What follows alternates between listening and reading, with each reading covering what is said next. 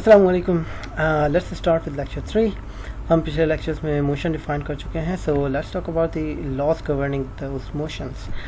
Now ये काम सबसे पहले सर आइजैक न्यूटन ने अंजाम दिया in writing the most important book in history called Philosophiæ, Naturalis, Principia, Mathematica।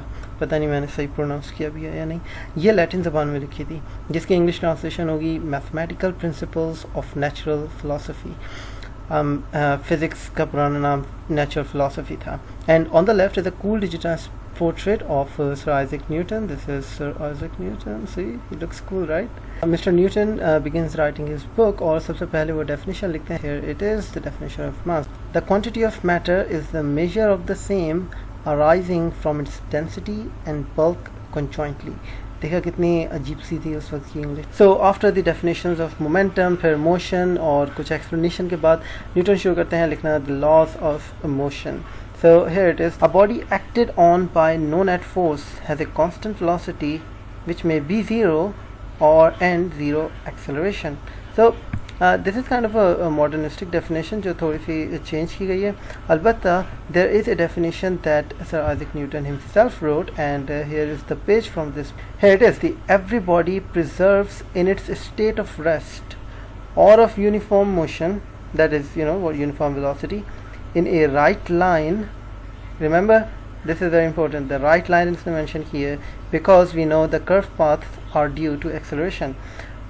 Okay, unless it is compelled to change that state by forces impressed thereon. And this was the original definition that Sir Isaac Newton wrote on in his book. Okay तो अब in laws को जो है थोड़ा समझने की कोशिश करते हैं ना। सबसे पहले तो ये है कि this seems like an obvious fact कि जब तक फोर्स अप्लाई नहीं करेंगे तब तक कुछ नहीं कर सकते, और ऑब्जेक्ट्स अपनी हालत कायम रखना चाहते हैं। मगर असल सवाल ये है कि क्यों। लेट्स इमेजिन कि एक ऑब्जेक्ट रेस्ट में है, देन ये लॉ बहुत ऑब्वियस सी बात लगती है।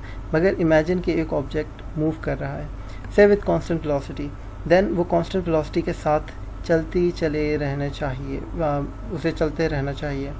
मगर क्यों? दैट्स स्ट्रेंज, क्योंकि ऐसे हम रियल वर्ल्ड में तो होता हुआ नहीं देखते।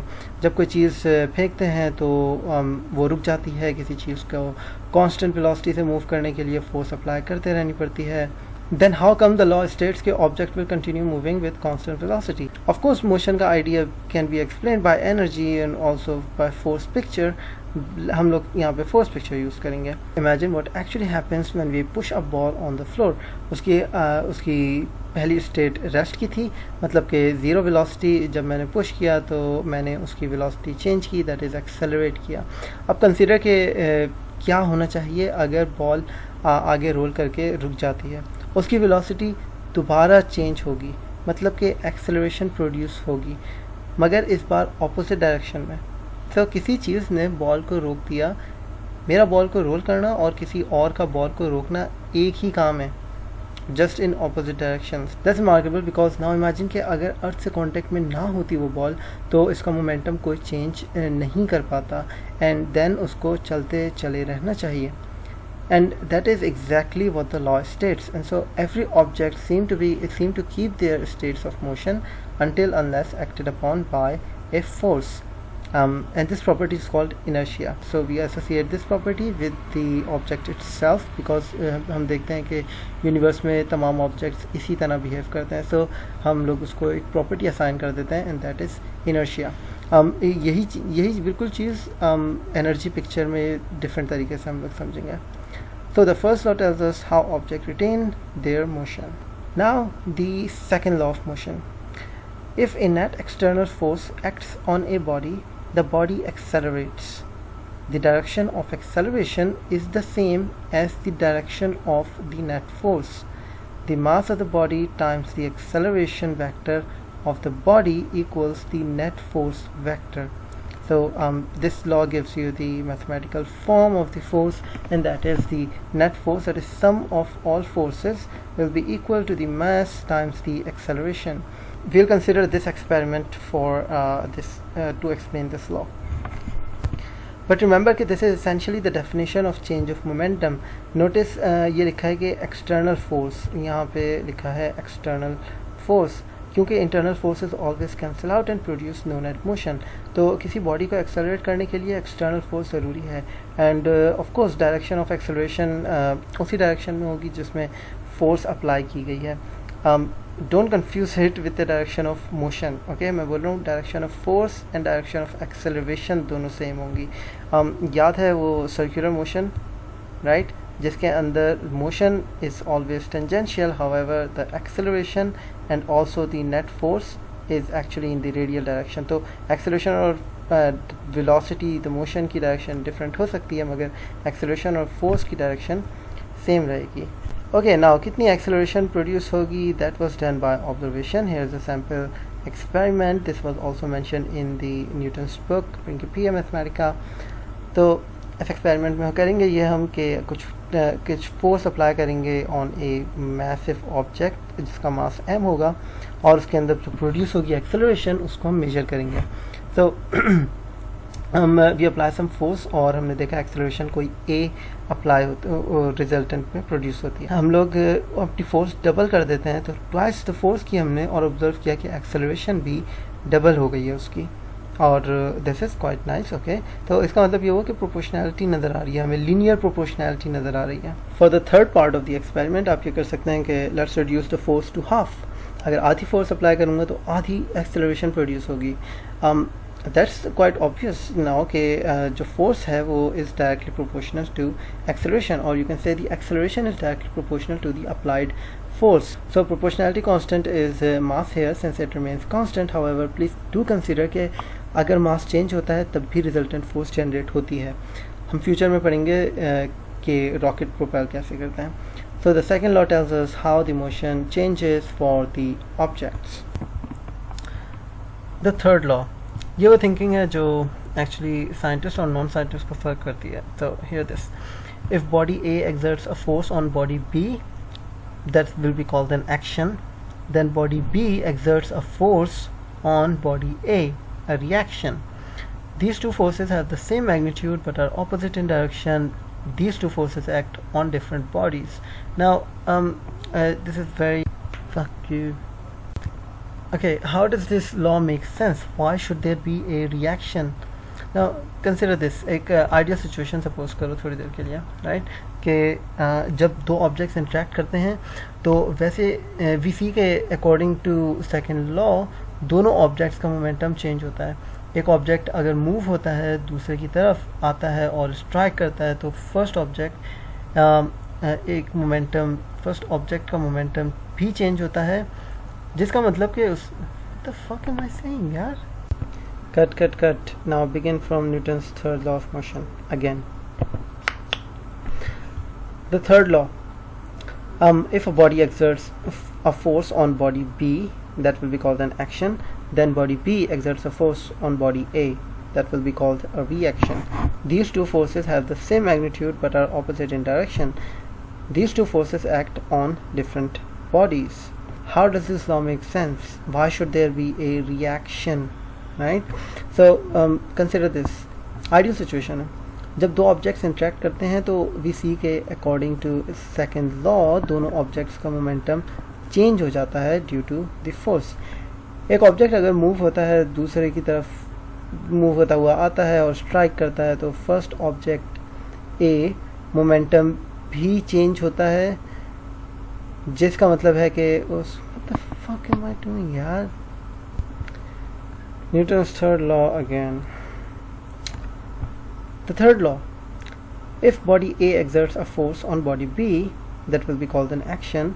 Then body B exerts a force on body A, that will be called a reaction. These two forces have the same magnitude but opposite in direction, but are opposite in direction. These two forces act on different bodies. Now pay attention, ये वो thinking है जो scientist और non scientist में फर्क करती है। How does this law make sense? Why should there be a reaction to every action? Now consider this ideal situation है, जब दो ऑब्जेक्ट्स इंटरेक्ट करते हैं तो वी सी के according to Newton second law of motion दोनों objects का momentum change होता है। एक ऑब्जेक्ट अगर मूव होता हुआ दूसरे की तरफ आता है और स्ट्राइक करता है तो फर्स्ट ऑब्जेक्ट का मोमेंटम भी चेंज होता है, जिसका मतलब उसने भी किसी किस्म की फोर्स एक्सपीरियंस की होगी, and that should definitely be from the second object, क्योंकि सिर्फ दो ही ऑब्जेक्ट थे. So look at this picture. एक फुटबॉलर है जो किक करता है फुटबॉल को. Let me just zoom in. Okay, तो let us call the object A. Foot को हम लोग ऑब्जेक्ट ए कह देते हैं और बॉल को ऑब्जेक्ट बी कह लेते हैं. So there is a force that is being applied on both bodies. Now B object के ऊपर फोर्स लग रही है, that is F, and it is A on B. ये सबस्क्रिप्ट में लिखा है ताकि हमें याद रहे कौन सी फोर्स है, and this is F B on A, और ये फोर्स अप्लाई हो रही है on A by B, that is the ball की वजह से फोर्स कोई पैर पे अप्लाई हो रही है, और पैर की वजह से बॉल पे कोई फोर्स अप्लाई हो रही है. ना अगर आप असली में एक फुटबॉल को किक मारो तो आपको शायद ये महसूस ना हो, मगर अगर आप किसी तकरीबन कोई सॉलिड बॉल लो और उसके ऊपर किक मारो, पत्थर पे नहीं मारना प्लीज, वरना चोट लगेगी. सो अगर आप उसके ऊपर मारो तो आपको पैर पे भी कोई फीलिंग होगी, राइट. तो आपका पैर जिस मोमेंटम से मूव कर रहा था अब उस मोमेंटम पे मूव नहीं करेगा. And this is common day experience, right, कि हम लोग जब भी कोई एक्शन परफॉर्म करना चाहते हैं, किसी ऑब्जेक्ट पे फोर्स अप्लाई करते हैं, हमारी फोर्स के अगेंस्ट एक फोर्स अप्लाई हो रही होती है और हमें उसे रेजिस्ट करना पड़ता है. So that's exactly that force. So ये दो फोर्सेज होती हैं और that is called the action reaction pair. एक ऑब्जेक्ट पे एक फोर्स लग रही होती है और उसी की ऑपोजिट दूसरे ऑब्जेक्ट पे लग रही होती है. तो इन कंक्लूजन एक इंटरेक्शन में दोनों ऑब्जेक्ट्स इक्वल फोर्स एक्सर्ट करते हैं, and by experience we can say कि दोनों फोर्सेस ऑपोजिट डायरेक्शन में होती हैं. What about the magnitude? Well, force दरअसल चेंज है. दैट मीन्स कि एक इंटरेक्शन के अंदर जितना चेंज एक ऑब्जेक्ट एक्सपीरियंस करेगा उतना ही डेफिनेटली दूसरा ऑब्जेक्ट भी एक्सपीरियंस करेगा. दिस ऑल मीन्स के एक्शन रिएक्शन पेयर आइडेंटिकल होते हैं, and there is no way to tell who is actually pushing और पुलिंग. अगर इसी कार्टून को गौर से देखो तो मुझे एक बात बताओ, क्या पैर यहाँ पे रेस्ट में था और बॉल आके इसके ऊपर स्ट्राइक कर रही है, या बॉल रेस्ट में थी और किक ने पैर से जो है इसे स्ट्राइक किया गया है? You just can't tell, because इस सिचुएशन के अंदर आप नहीं बता सकते कि किसने किसको स्ट्राइक किया है, और इसका रिजल्ट जो होगा उससे भी आप नहीं बता पाएंगे, because the two forces are equal on the both objects. तो ऑफ कोर्स इस तरह की कंफ्यूजन शायद पैदा हो, मगर here is a question for you. थोड़ा सा टेढ़ा करके देखना. Here it is in the red box. The two forces in action reaction pair act on different bodies. This is very very important, क्योंकि कुछ कभी कभार लोग जो है कंफ्यूज हो जाते हैं और एक ही बॉडी के ऊपर दो एक्शन रिएक्शन पेयर्स बना लेते हैं कि एक एक्शन ये हुआ, रिएक्शन में उसके ये आया, और जो है टोटल फोर्स ज़ीरो हो जाएगी, लेकिन that will corrupt the whole problem solving technique. मगर let's look at this cartoon, क्योंकि इससे कुछ अजीब से कंक्लूजन्स बनते हैं. ये कार्टून ऐसा लगेगा कि बड़ा अजीब सा है, समझ में नहीं आ रहा, मगर एक्चुअली ये परफेक्टली साइंटिफिकली एक्यूरेट है, तो कोई ऐसा मसला नहीं है. तो this is a definition of train. What is a train? A machine that grabs the earth by metal rails and rotates it until the part you want is near you. तो train एक वो machine है जो अर्थ को पकड़ती है, rails को पकड़ती है और अर्थ को घुमाती है, और इतना घुमाती है कि जहाँ आपको पहुँचना था वो हिस्सा आपके करीब आ जाता है, एंड दैट्स इट. ऐसे ही तो ट्रेन काम करती है, इसमें कुछ भी गलत नहीं है. ओके, बिकॉज अगर आप इसको गौर से देखें और लॉज अप्लाई करने की कोशिश करें हम लोग, तो just look at this contact जहाँ पे व्हील और रेल का जो है कॉन्टैक्ट हो रहा है. सो हम अंदर के मैकेनिज्म की बात नहीं कर रहे कि इसका व्हील कैसे घूम रहा है, वो एक अलग कहानी है. सो जब व्हील रोटेट कर रहा है तो होगा क्या कि इस कॉन्टैक्ट के ऊपर व्हील अप्लाई करेगा force on the rail, right. तो ये फोर्स अप्लाई करेगा इस डायरेक्शन में, पीछे की डायरेक्शन में, और according to Newton's third law जो रेल है वो अप्लाई करेगा force on this direction. That means कि जो अर्थ है एज अ रिएक्शन वो ट्रेन को आगे की तरफ भेज रही है, और जो अर्थ है जो ट्रेन है वो एज एन एक्शन अर्थ को पीछे की तरफ भेज रही है. And that's awesome about this law कि यू कैन नॉट टेल कि वेदर आपने अर्थ को घुमा दिया है या अर्थ ने आपकी ट्रेन को आगे भेज दिया। these two pictures are perfectly accurate, इसमें कोई मसला नहीं है। so take your time और just make yourself comfortable with this idea। और इसी तरह से हम लोग और भी आइडियाज़ को फेस करेंगे थोड़ी देर बाद, और जो है इस तरह की थिंकिंग को हम लोग बिल्कुल अपने जहन में कॉमन करना चाहेंगे, ताकि हमें कभी भी प्रॉब्लम ना हो कि कौन से ऑब्जेक्ट मूव कर रहा है। It all depends on the frame of reference. इस बंदे के हिसाब से जो वो बोल रहा है ऑलमोस्ट, वो इसलिए कह रहा है ऑलमोस्ट क्योंकि वो पहले यहाँ पे था, सही है। या वी कैन से कि अर्थ पहले इस डायरेक्शन में थी और अब क्योंकि घूम चुकी है इस एरो के अकॉर्डिंग, और अब ये इधर आ गई है और ये किसी वक्त अपने दोस्त से जाके मिल जाएगा। Let me tell you another example. So just imagine कि स्विमर कैसे स्विम करता है। So this is a swimmer, बड़ा अजीब सा स्विमर है but it is a swimmer. तो ये अपना हाथ उठाएगा और इसे घुमाएगा और जो है ये हाथ नीचे लेकर आएगा पानी में। ओके, ऑफ कोर्स ये पानी में है, राइट। तो ये पानी में ऑब्जेक्ट, और ये जो है अपना हाथ घुमा के नीचे लेकर आएगा। एज अ रिज़ल्ट ये क्या कर रहा है, पानी को पीछे की तरफ पुश कर रहा है, राइट। और as a according to Newton's third law, पानी इसके हाथ पे फोर्स अप्लाई कर रहा है और इसके हाथ को पीछे की तरफ पुश कर रहा है। नाउ बिकॉज इसका हाथ और ये बॉडी कनेक्टेड है, पहले कनेक्टेड नहीं थी अब कनेक्टेड है, तो ये हाथ थोड़ा सा आगे मूव करेगा और ये पानी थोड़ा सा पीछे मूव करेगा, and that's according to Newton's third law. और एज अ रिजल्ट क्या होगा कि स्विमर थोड़ा सा आगे मूव कर जाएगा। ऑफ कोर्स यही तरीका होता है, आप पानी को पीछे करते जाओ, पानी आपको आगे करता जाएगा, and that's how you swim. और इसी तरह हम चलते भी हैं, हम लोग जब पैर रखते हैं ज़मीन पे, हम लोग पैर से ज़मीन को पीछे की तरफ घुमाते हैं, and as a result we move forward. अगर मेरी बात पे यकीन नहीं आ रहा तो let me just show you कि कैसे ये एग्जांपल्स जो मैं बता रहा हूँ वो सही हैं। वेल लेट्स इमेजिन कि फर्स्ट ऑफ ऑल ये ट्रेन वाली एग्जांपल, तो जब व्हील मूव करना शुरू हुआ था, दैट इज़ इसने अप्लाई की थी कोई force F, right. So let me just write it with F, wheel on earth, नहीं wheel on rail. Okay, so this was the force, जिसका मतलब ये हुआ कि अर्थ ने भी इसके ऊपर कोई फोर्स अप्लाई की होगी, and that we will call the force of, sorry rail not earth, एक ही बात है अर्थ और रेल, लेकिन I'll just write it RW. So this was the situation with a negative sign, of course. So ये थी वो situation, right? So imagine अब हुआ क्या, the same amount of force was acted on both objects. कौन कौन से object, एक है mass of train, sorry let me just write train, और दूसरा मास है mass of whole earth, ठीक है।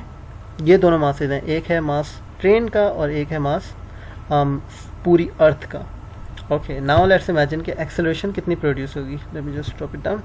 तो एक्सेलरेशन जो होगी वो होगी ट्रेन के अंदर कितनी होगी, that should be equal to the force applied by earth, sorry rail. Let me just write earth, यार मैं क्यों रेल कर रहा हूँ, अर्थ एंड अर्थ, क्योंकि अर्थ रेल जुड़े हुए हैं दोनों, so let me just call it earth. तो this is the force by what was that W for, अच्छा सॉरी, तो दिस वाज F, मैं सबस्क्रिप्ट में लिख रहा हूँ force applied by train on earth, ठीक है। And this will be equal to negative of F, that is the force applied by earth on train, ठीक है।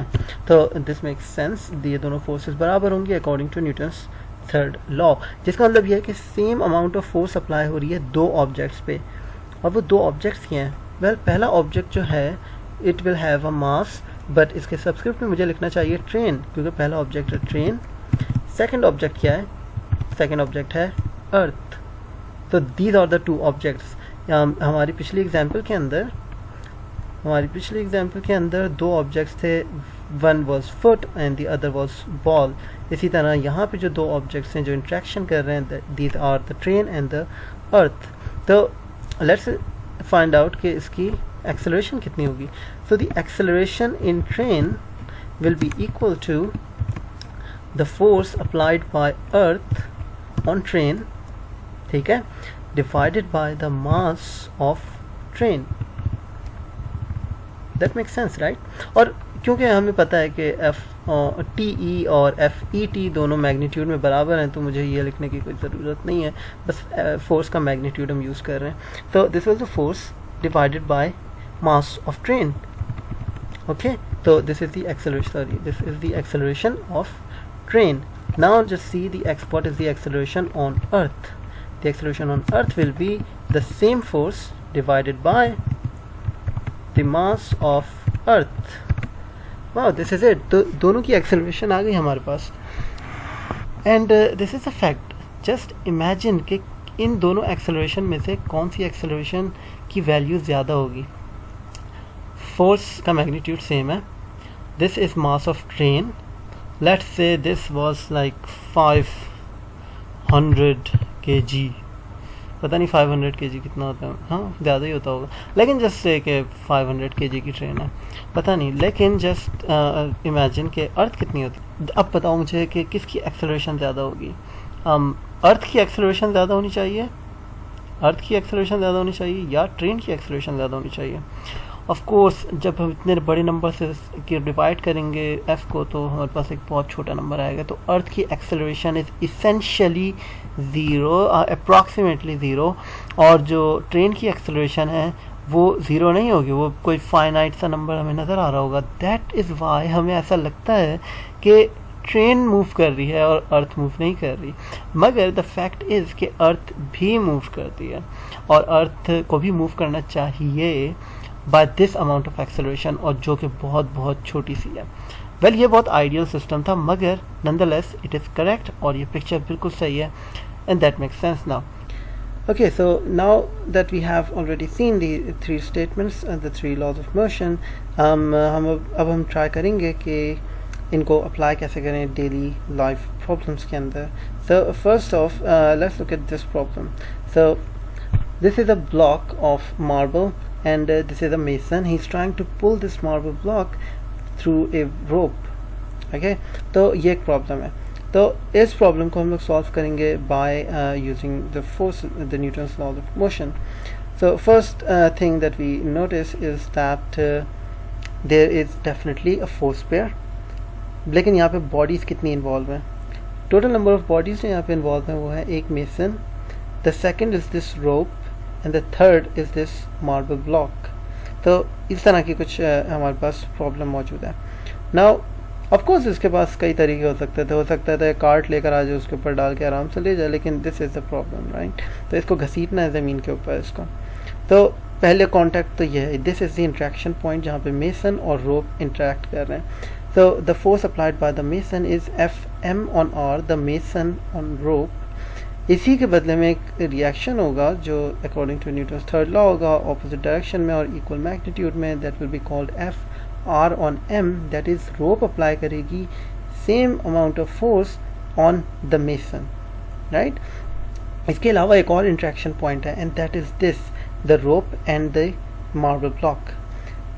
Again, न्यूटन्स थर्ड लॉ के मुताबिक दोनों ऑपोजिट डायरेक्शन में होंगे, दोनों सेम होंगे, but this is F block on rope यानी इस डायरेक्शन में, और F R on block that is in this direction. तो दिस इज़ वेरी इंपॉर्टेंट कि यहाँ पे दो फोर्स पेयर्स हैं, एक्शन रिएक्शन पेयर्स हैं, और वो दोनों इन तीन बॉडीज़ के दरमियान हैं। सो अगर हम लोग इस प्रॉब्लम में कोई गलती कर सकते हैं तो सबसे बड़ी गलती ये होगी कि हम लोग इन दो फोर्सेस को कंसिडर करेंगे, that is the force that mason applied on rope and the force on block that is applied by, sorry, the force that block applies on R. कभी कभार हम लोग गलती से ये करते हैं कि इन दोनों फोर्सेस को पेयर बना लेते हैं, but this is not an action pair, क्योंकि इस मेसन और इस ब्लॉक के दरमियान कोई इंट्रैक्शन नहीं है, कोई फिजिकल कांटेक्ट इन दोनों के दरमियान नहीं है एक्सेप्ट थ्रू दैट रोप। तो that rope is the third body जो एक्चुअली इन्वॉल्व होगी इस इंटरेक्शन के अंदर। ओके, तो सेकेंड थिंग जो कभी कभार हम कंफ्यूज करते हैं कि वो ये है कि अगर मेसन ये फोर्स अप्लाई कर रहा है, force on of mason on R, तो यही इक्वल फोर्स जो है रोप भी अप्लाई कर रही होगी ऑन दिस ब्लॉक, मगर ऐसा नहीं है, यह हमेशा नहीं होता है, ठीक है। These forces are equal only if the rope is in equilibrium, ठीक है, रोप को इक्विलिब्रियम में होना चाहिए और can be treated as massless. और ये जो सेकंड कंडीशन लिखी है और ट्रीटेड एज मासलेस, अक्सर प्रॉब्लम्स में आप लोगों ने देखा होगा कि इमेजिन करते हैं, प्रॉब्लम शुरू होता है और इमेजिन करते हैं लेट्स इमेजिन कि रोप मासलेस है। वेल इसका मतलब यही होता है कि आपको सिंप्लीफाई करके दे दी गई ये प्रॉब्लम, और अगर ऐसा हो तो you can just ignore this rope और बोल सकते हैं हम कि मेसन डायरेक्ट इस बॉडी पे अप्लाई कर रहा है फोर्स, मगर दैट विल बी इनकरेक्ट। लेकिन to just to note the fact कि ये दोनों फोर्सेस बराबर होना ज़रूरी नहीं है। ओके, ये थोड़ी सी इम्पोर्टेंट चीज़ है, मगर यूनिट्स और थिंग्स ज़रूरी होती हैं। तो हमारे पास जो यूनिट सिस्टम्स मौजूद हैं SI, CGS और ब्रिटिश, इन तीनों के अंदर फोर्स के कुछ फोर्स के यूनिट्स हैं। SI में न्यूटन है, CGS में डाइन है और ब्रिटिश में पाउंड है। तो हम लैब में जब यूज़ करते हैं यूनिट्स तो वो अक्सर CGS होते हैं, राइट। और जो हम लोग नॉर्मली थियोरेटिकल एक्सप्लेनेशंस में अपने प्रैक्टिस प्रॉब्लम्स में यूज़ करते हैं वो तमाम के तमाम SIs होते हैं। तो मेक श्योर कि जब आप लोग लैब में यूज़ करो सिस्टम तो इनको कन्वर्ट कर लिया करो। कन्वर्जन वैसे बुक के आखिर में दी हुई है। हम फोर्स का ग्राम है, एक्सेलरेशन है सेंटीमीटर पर स्क्वायर, और इन यूनिट्स को आप मैनिपुलेट कर सकते हैं। ओके, तो अनदर थिंग जो बहुत ज़रूरी है वो ये है कि फोर्स डायग्राम्स क्या होती हैं। तो this is an example of force diagram कि आप किस तरह से बनाएंगे। तो this is a swimmer, hopefully आपको नज़र आ रहा होगा, और ये स्विमर जो है स्विम करता जा रहा है पानी के अंदर। दैट्स नॉट द पॉइंट, हमें ये नहीं पता कि वो क्या कर रहा है पानी में, लेकिन हमें ये पता है कि दिस इज़ एन ऑब्जेक्ट जो एक सिस्टम में मौजूद है। इसके ऊपर फोर्सेस कैसे डिफाइन करेंगे? वेल सबसे पहले तो कितने ऑब्जेक्ट्स इस पूरे सिस्टम के अंदर मौजूद हैं। वेल जस्ट टू सी कि हमारे पास एक स्विमर है, स्विमर ये पूरी एक ही बॉडी कंसिडर होगी, राइट, इसका सिलेंडर और हर चीज़। और दूसरी चीज़ है वाटर, सराउंडिंग वाटर। तीसरी चीज़ भी यहाँ पे मौजूद है जो रियल सिस्टम्स में होती है लेकिन अक्सर हमें नज़र नहीं आती, एंड दैट इज़ द अर्थ, ठीक है। तो अर्थ भी इसी सिस्टम का पार्ट है क्योंकि हम लोग रियल सिस्टम को सपोज कर रहे हैं, ठीक है। ओके, तो लेट्स इमेजिन कि कितनी फोर्सेस हैं।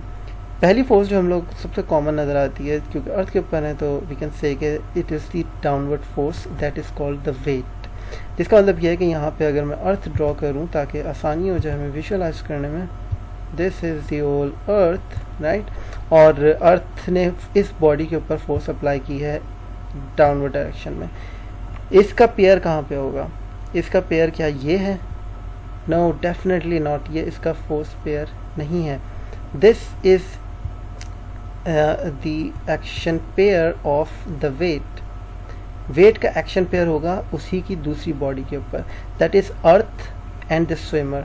तो अर्थ ने इस स्विमर के ऊपर फोर्स लगाई दिस W, और इस स्विमर ने अर्थ के ऊपर फोर्स लगाई दैट इज -W।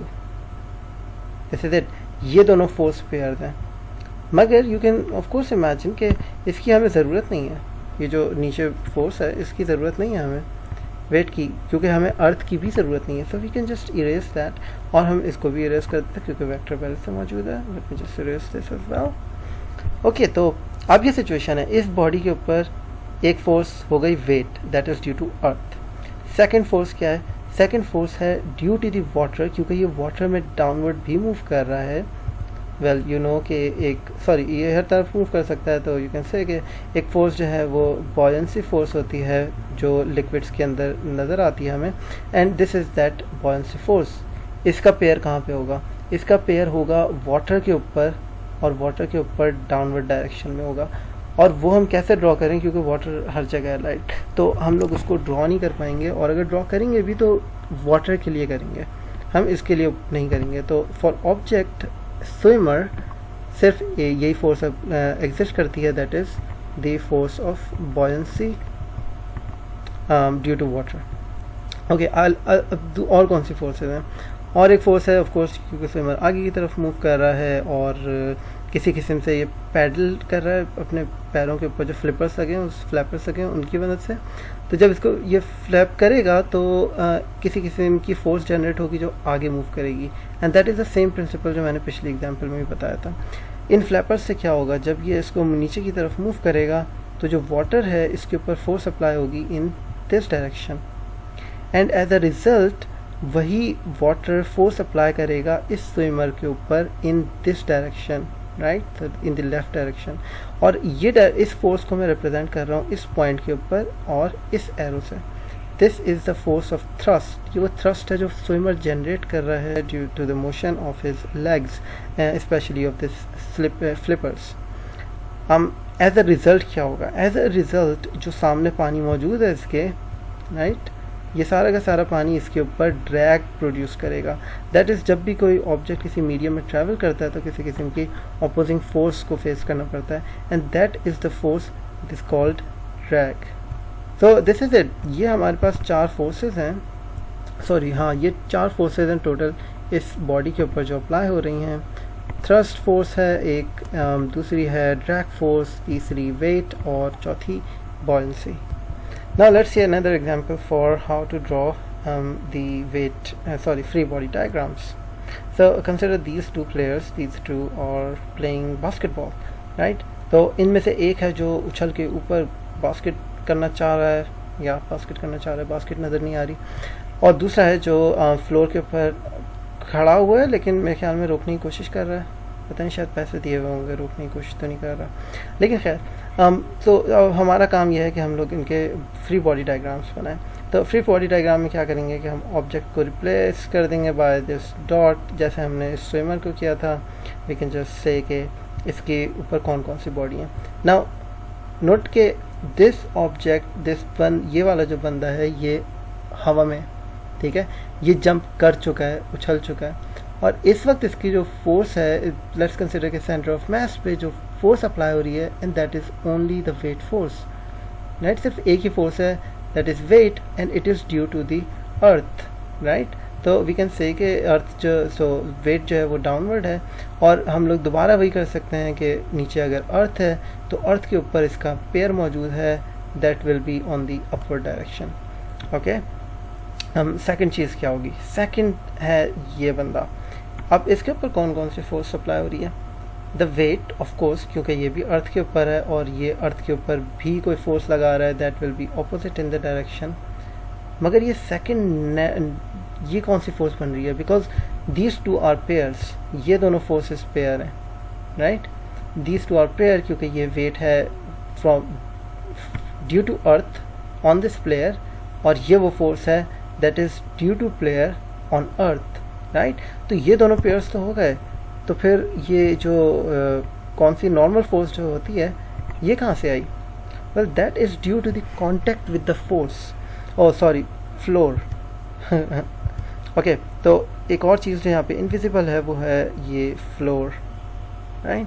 तो इस प्लेयर के केस के अंदर 3 ऑब्जेक्ट्स हैं, एक है प्लेयर, एक है फ्लोर एंड एक है अर्थ। इसी अब जब प्लेयर इस फ्लोर के ऊपर फोर्स लगा रहा है due to the weight, downward force लगा रहा है, तो ये और फ्लोर जो है वो इस प्लेयर के ऊपर ऑपोजिट फोर्स लगा रहा है, which is called the normal force.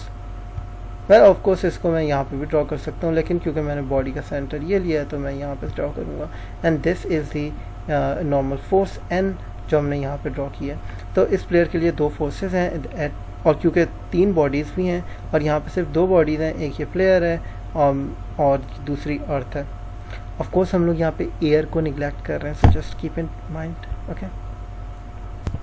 Okay, now just a reminder, just remind you कि जो फोर्स है वो एज अ वेक्टर ट्रीट की जाती है, जिसका मतलब ये कि वेक्टर एडिशन रूल्स इसके लिए कम्प्लीटली फॉलोएबल होंगे, और हम लोग फोर्सेस को अक्सर रेजोल्यूट कर देते हैं into its components. So horizontal और वर्टिकल कंपोनेंट्स में हम लोग ब्रेक कर देंगे, because that makes it easier.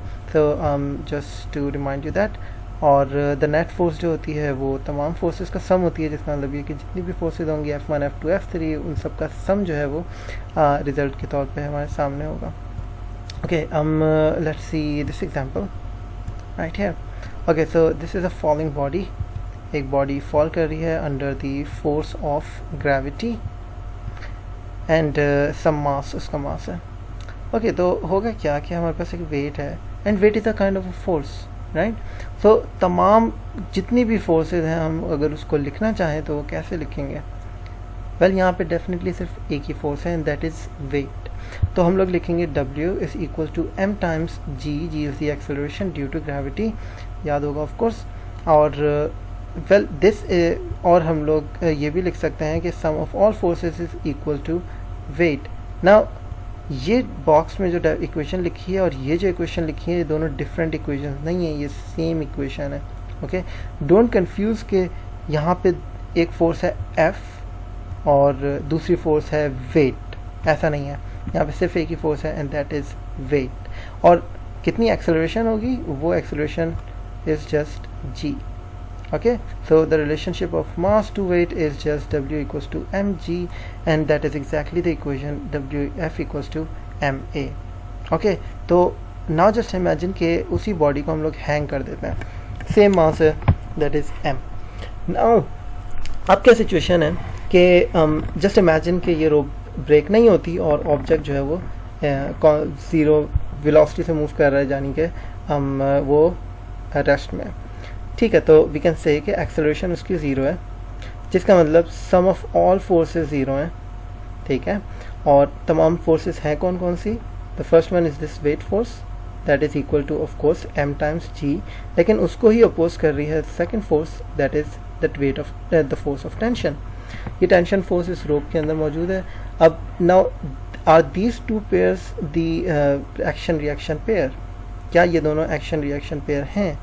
End of course ये दोनों ऑब्जेक्ट्स एक्शन रिएक्शन, वेट की वजह से ये टेंशन मौजूद है. अगर हम वेट को हटा दें तो ये टेंशन भी रिलीज हो जाएगी, and that is what makes it the action reaction pair. Okay, let's look at some other problems. Let me zoom in. Okay, तो पिक्चर्स थोड़ी ब्लर हो गई हैं क्योंकि मैंने थोड़ा साइज़ इनका थोड़ा छोटा रख दिया, लेकिन आई एम श्योर थोड़ा बहुत समझ में आ ही जाएगा.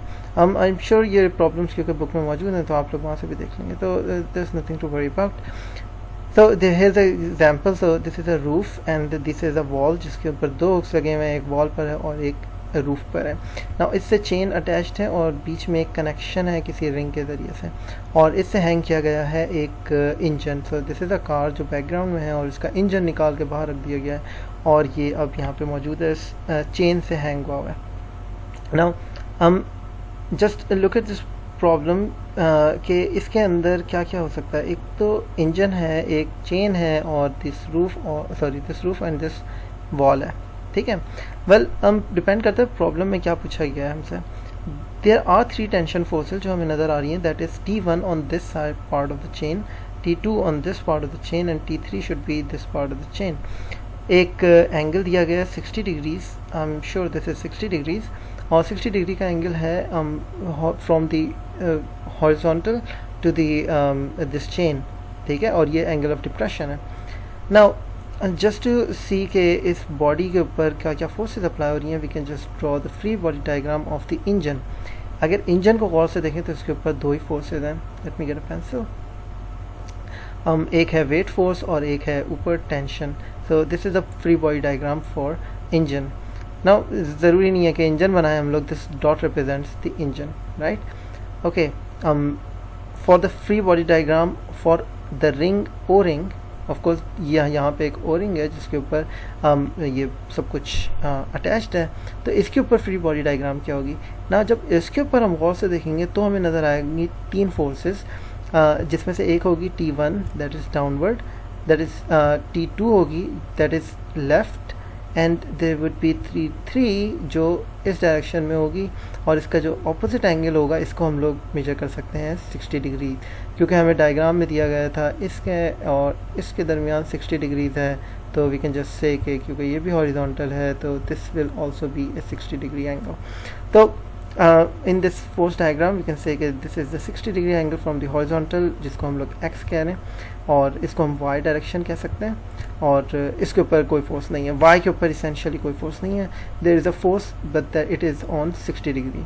अब हम ये कर सकते हैं कि इस T3 को ब्रेक कर सकते हैं इनटू 2 कंपोनेंट्स, जिनमें से एक x के ऊपर होगा और एक y के ऊपर होगा, और ऑफ कोर्स इसको साइन ऑफ दैट एंगल से रिप्रेजेंट करेंगे, इसको cosine of the same angle से रिप्रेजेंट करेंगे. So now this is the force diagram of for your O ring, के एक है फोर्स अप एक है राइट, एक है लेफ्ट और एक है डाउन. तो this is T1, this is T2, this is T3 का sine 60 angle and this is T3 का कोसाइन 60 एंगल. तो दीज आर द 3 फोर्सेस. और अब जब आप प्रॉब्लम सॉल्व करेंगे तो आप लेंगे sum of all forces in y direction. तो this will be the sum of all forces in y direction. मैं पेंसिल से क्यों लिख रहा हूँ? So let me just write F in y direction will be equal to the all the forces, that is minus T1, minus इस वजह से क्योंकि ये ओरिजिन के अंदर ये जो हमने ओरिजिन सिस्टम बनाया है इसके अंदर ये नीचे की डायरेक्शन में, इसलिए वी कैन से कि it is minus T1. Now plus T3 sin 60 degrees. So this is our force, the total force on y direction.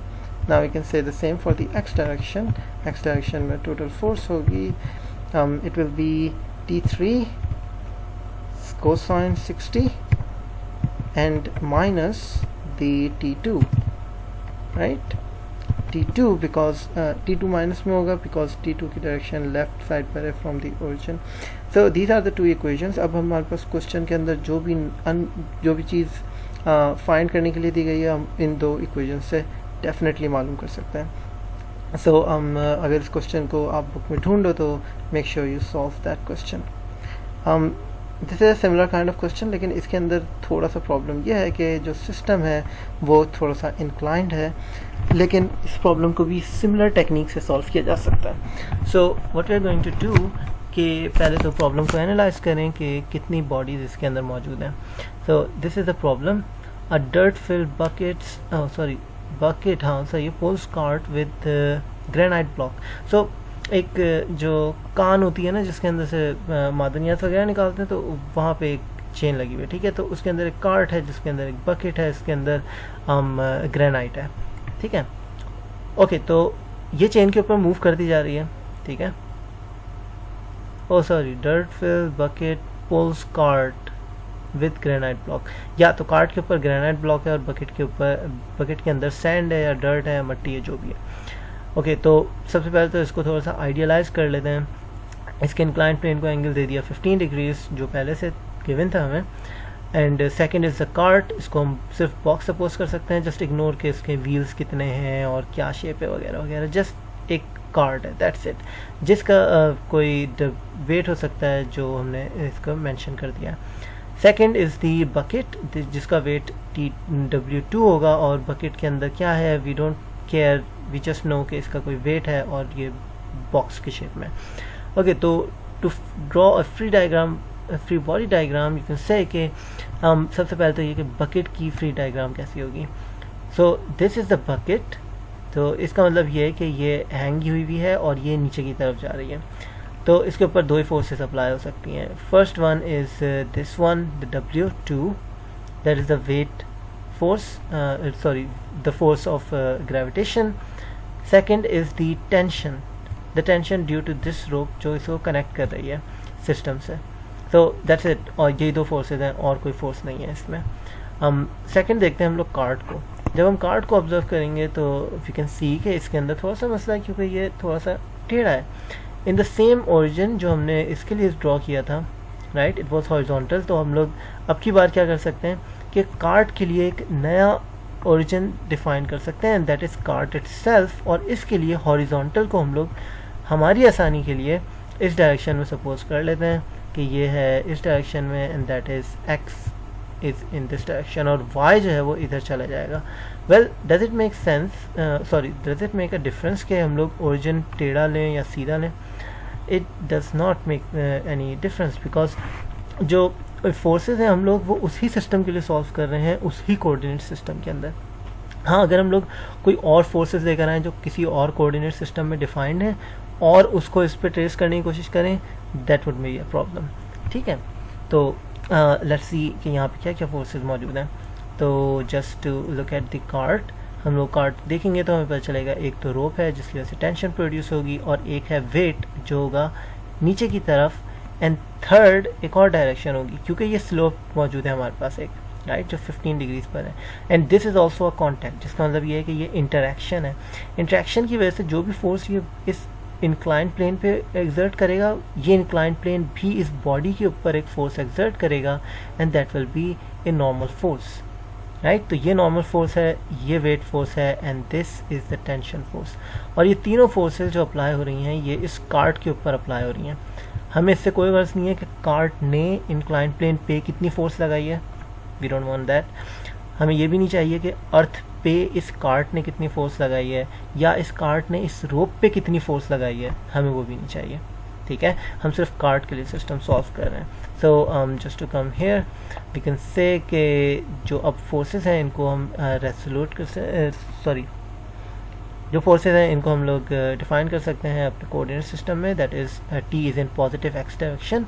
तो अगर मैं एक type pointer, I can say that total F in X, total forces in X direction are tension, that is in plus X direction, और negative direction में कौन है, negative direction में है W1 sin थीटा, sin 15। ना ये sin 15 of course कहाँ से आया है, ये W से आया है। ना W क्या था, W is a weight force जो डाउनवर्ड एक्ट कर रही थी ना। अगर आप थोड़ा गौर से देखेंगे तो हमें देखना पड़ेगा कि इसका एंगल क्या है जो ये इससे बना रहा है ना। जब एंगल को गौर से देखने जाओ तो थोड़ी सी मेरे ख्याल में ज्योमेट्री यहाँ पे यूज़ करनी पड़ेगी। Now to solve for the angle just look at this card drawing, right. So इस इंक्लाइंड प्लेन का एंगल जो है वो 15 डिग्रीज है, और जस्ट इमेजिन कि हमने जो नॉर्मल ड्रॉ किया था that was perpendicular to this plane, ठीक है। एंड आफ्टर दैट हमने एक वेट कभी लाइन ड्रॉ की थी, एंड ये जो एंगल है ये इन्हीं दोनों के दरमियान है, एक तो वाई एक्सिस और दूसरा ये वेट का वेक्टर, राइट। तो let me just draw another line for the weight vector. So this is vertical, late me just place it right here, नहीं इधर प्ले कर देता हूँ, ठीक है।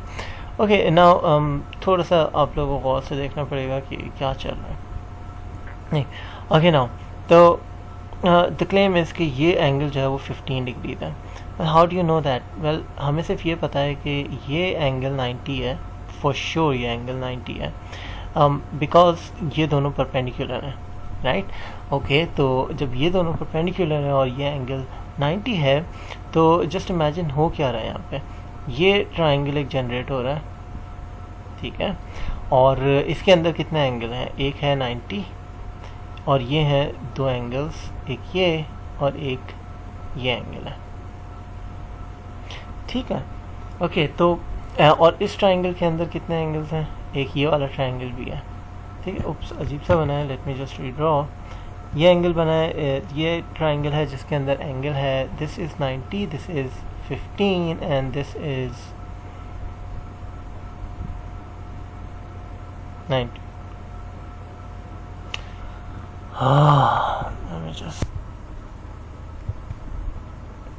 ओके तो ये हमारी डायग्राम है जिसके अंदर हमें मालूम है कि हमने एक एक्सिस ड्रॉ किया था that was perpendicular to the inclined plane, और इंक्लाइंड प्लेन कुछ इस तरह का है, राइट।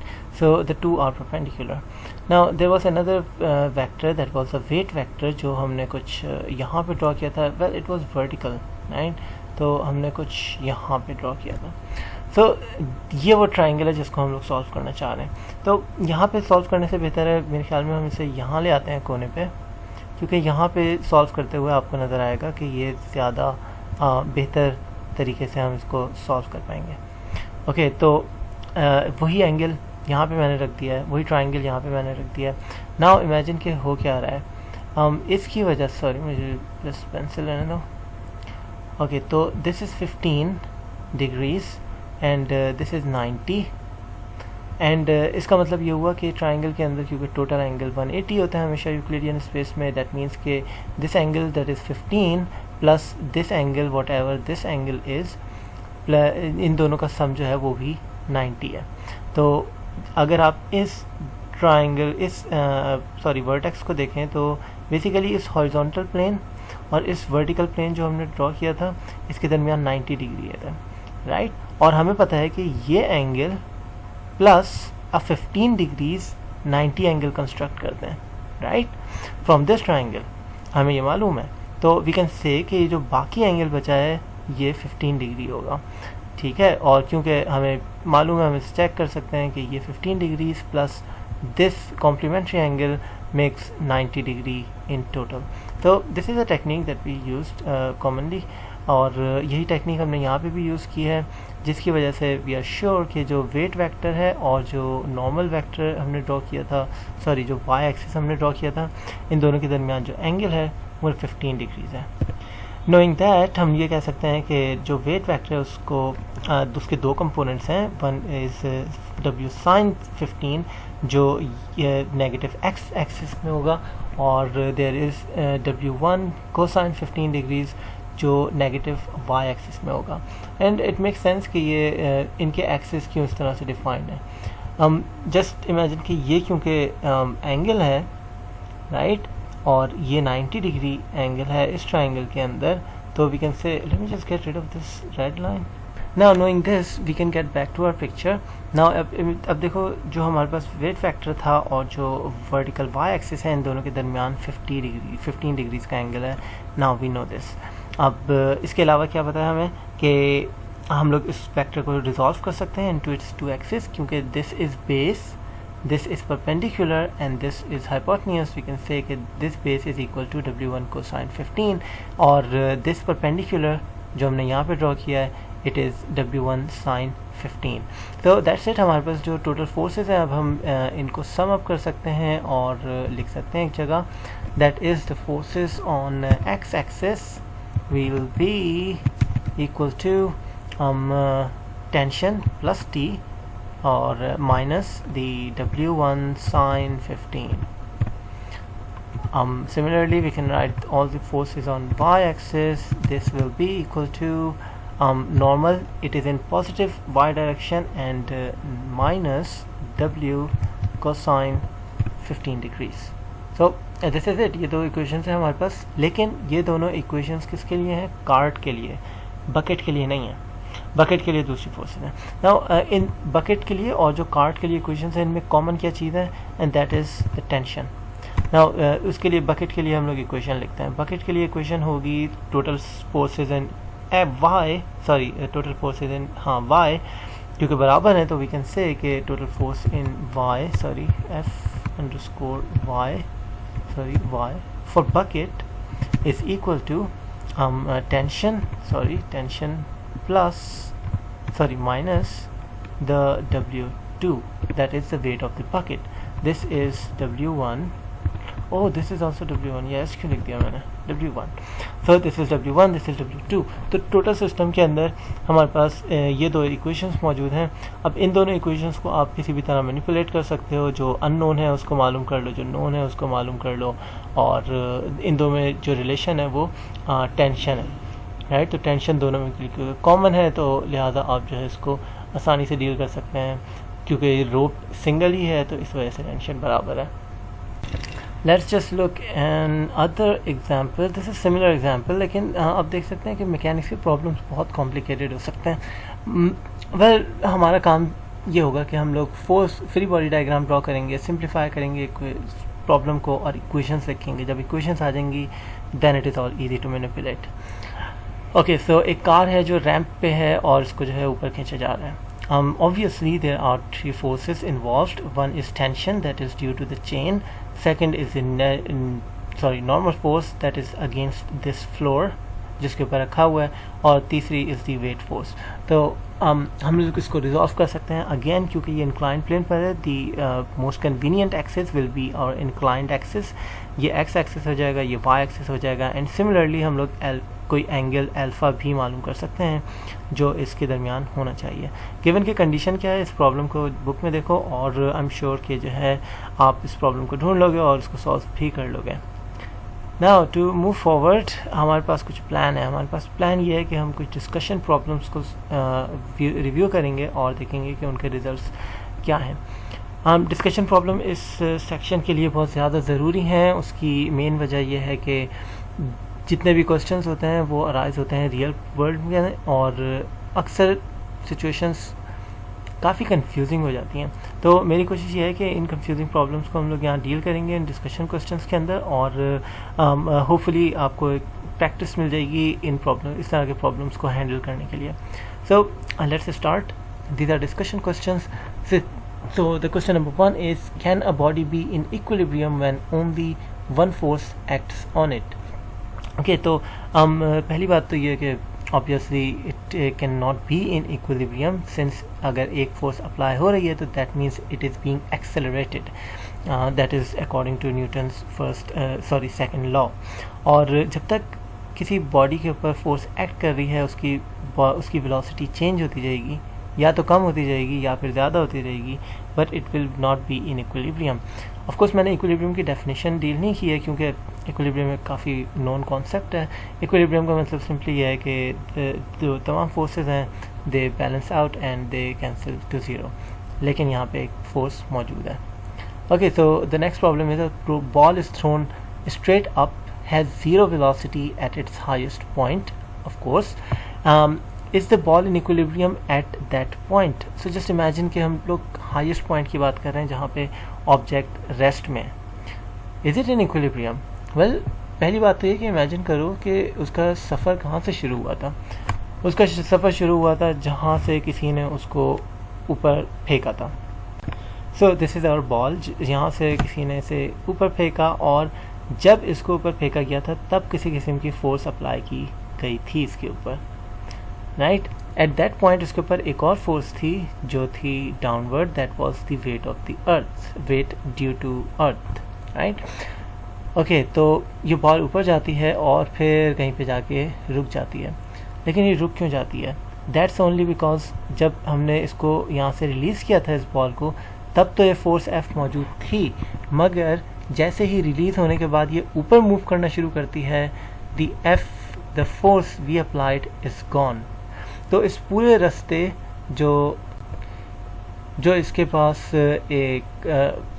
फोर्स होगी, वो एक ही फोर्स होगी जो इसके ऊपर अप्लाई हो रही होगी, and that is the weight force. इस पूरे रास्ते इसके ऊपर एक ही फोर्स होगी, एंड दैट इज़ डाउनवर्ड, जो हमने प्रोजेक्टाइल मोशन के अंदर देखा था। तो that means a single force is being acted on this body, जिसकी वजह से ये एक्सेलरेट कर रही है। याद है एक्सेलरेट कहाँ कर रही है?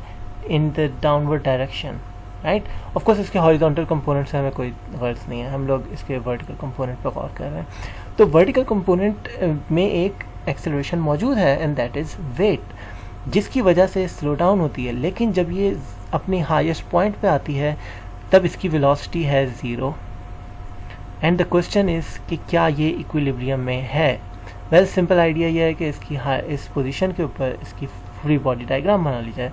Well, to draw free body diagram we can just say कि इसके ऊपर एक फोर्स है वेट जो अप्लाई हो रही है डाउनवर्ड, और ऊपर कोई फोर्स नहीं है, दाएं भी कोई भी नहीं है, बाएं भी कोई नहीं है, तो there is no force, there is just single force of being applied. और क्वेश्चन नंबर 1 में हमने देखा था सिंगल फोर्स की केस के अंदर जो फोर्सेज होती हैं वो जो ऑब्जेक्ट होता है वो इक्विलिब्रियम में नहीं हो सकता। तो दैट मीन्स कि at its highest point it is not in equilibrium, it remains stable. तो हमें ज़ीरो वेलोसिटी के साथ नज़र आ रहा है, and that is just momentarily because इसकी डायरेक्शन फ्लिप होने वाली है। So that is also an acceleration. Now moving on, next question is, in which of the following situation is the zero net force on the body?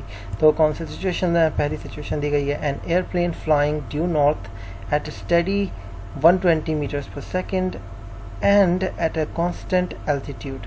तो ये एक इन्होंने example दी है जिसके अंदर एक जहाज़ उड़ रहा है ड्यू नॉर्थ, ऑफ कोर्स जा रहा है नॉर्थ की तरफ, हमें इससे कोई गर्ज नहीं है, लेकिन उसकी वेलोसिटी कांस्टेंट है, दैट इज़ 120 मीटर्स पर सेकंड, और उसका एल्टीट्यूड भी कांस्टेंट है, जिसका मतलब कि उसकी हाइट कांस्टेंट है, वो ऊपर नीचे मूव नहीं कर पा रहा, जिसका मतलब ये है कि टोटल फोर्सेस जो होंगी, ये प्लेन है अगर, तो total forces in the y direction तमाम की तमाम कैंसिल आउट हो रही होंगी, तभी कोई एक्सेलरेशन भी नहीं है उस डायरेक्शन में।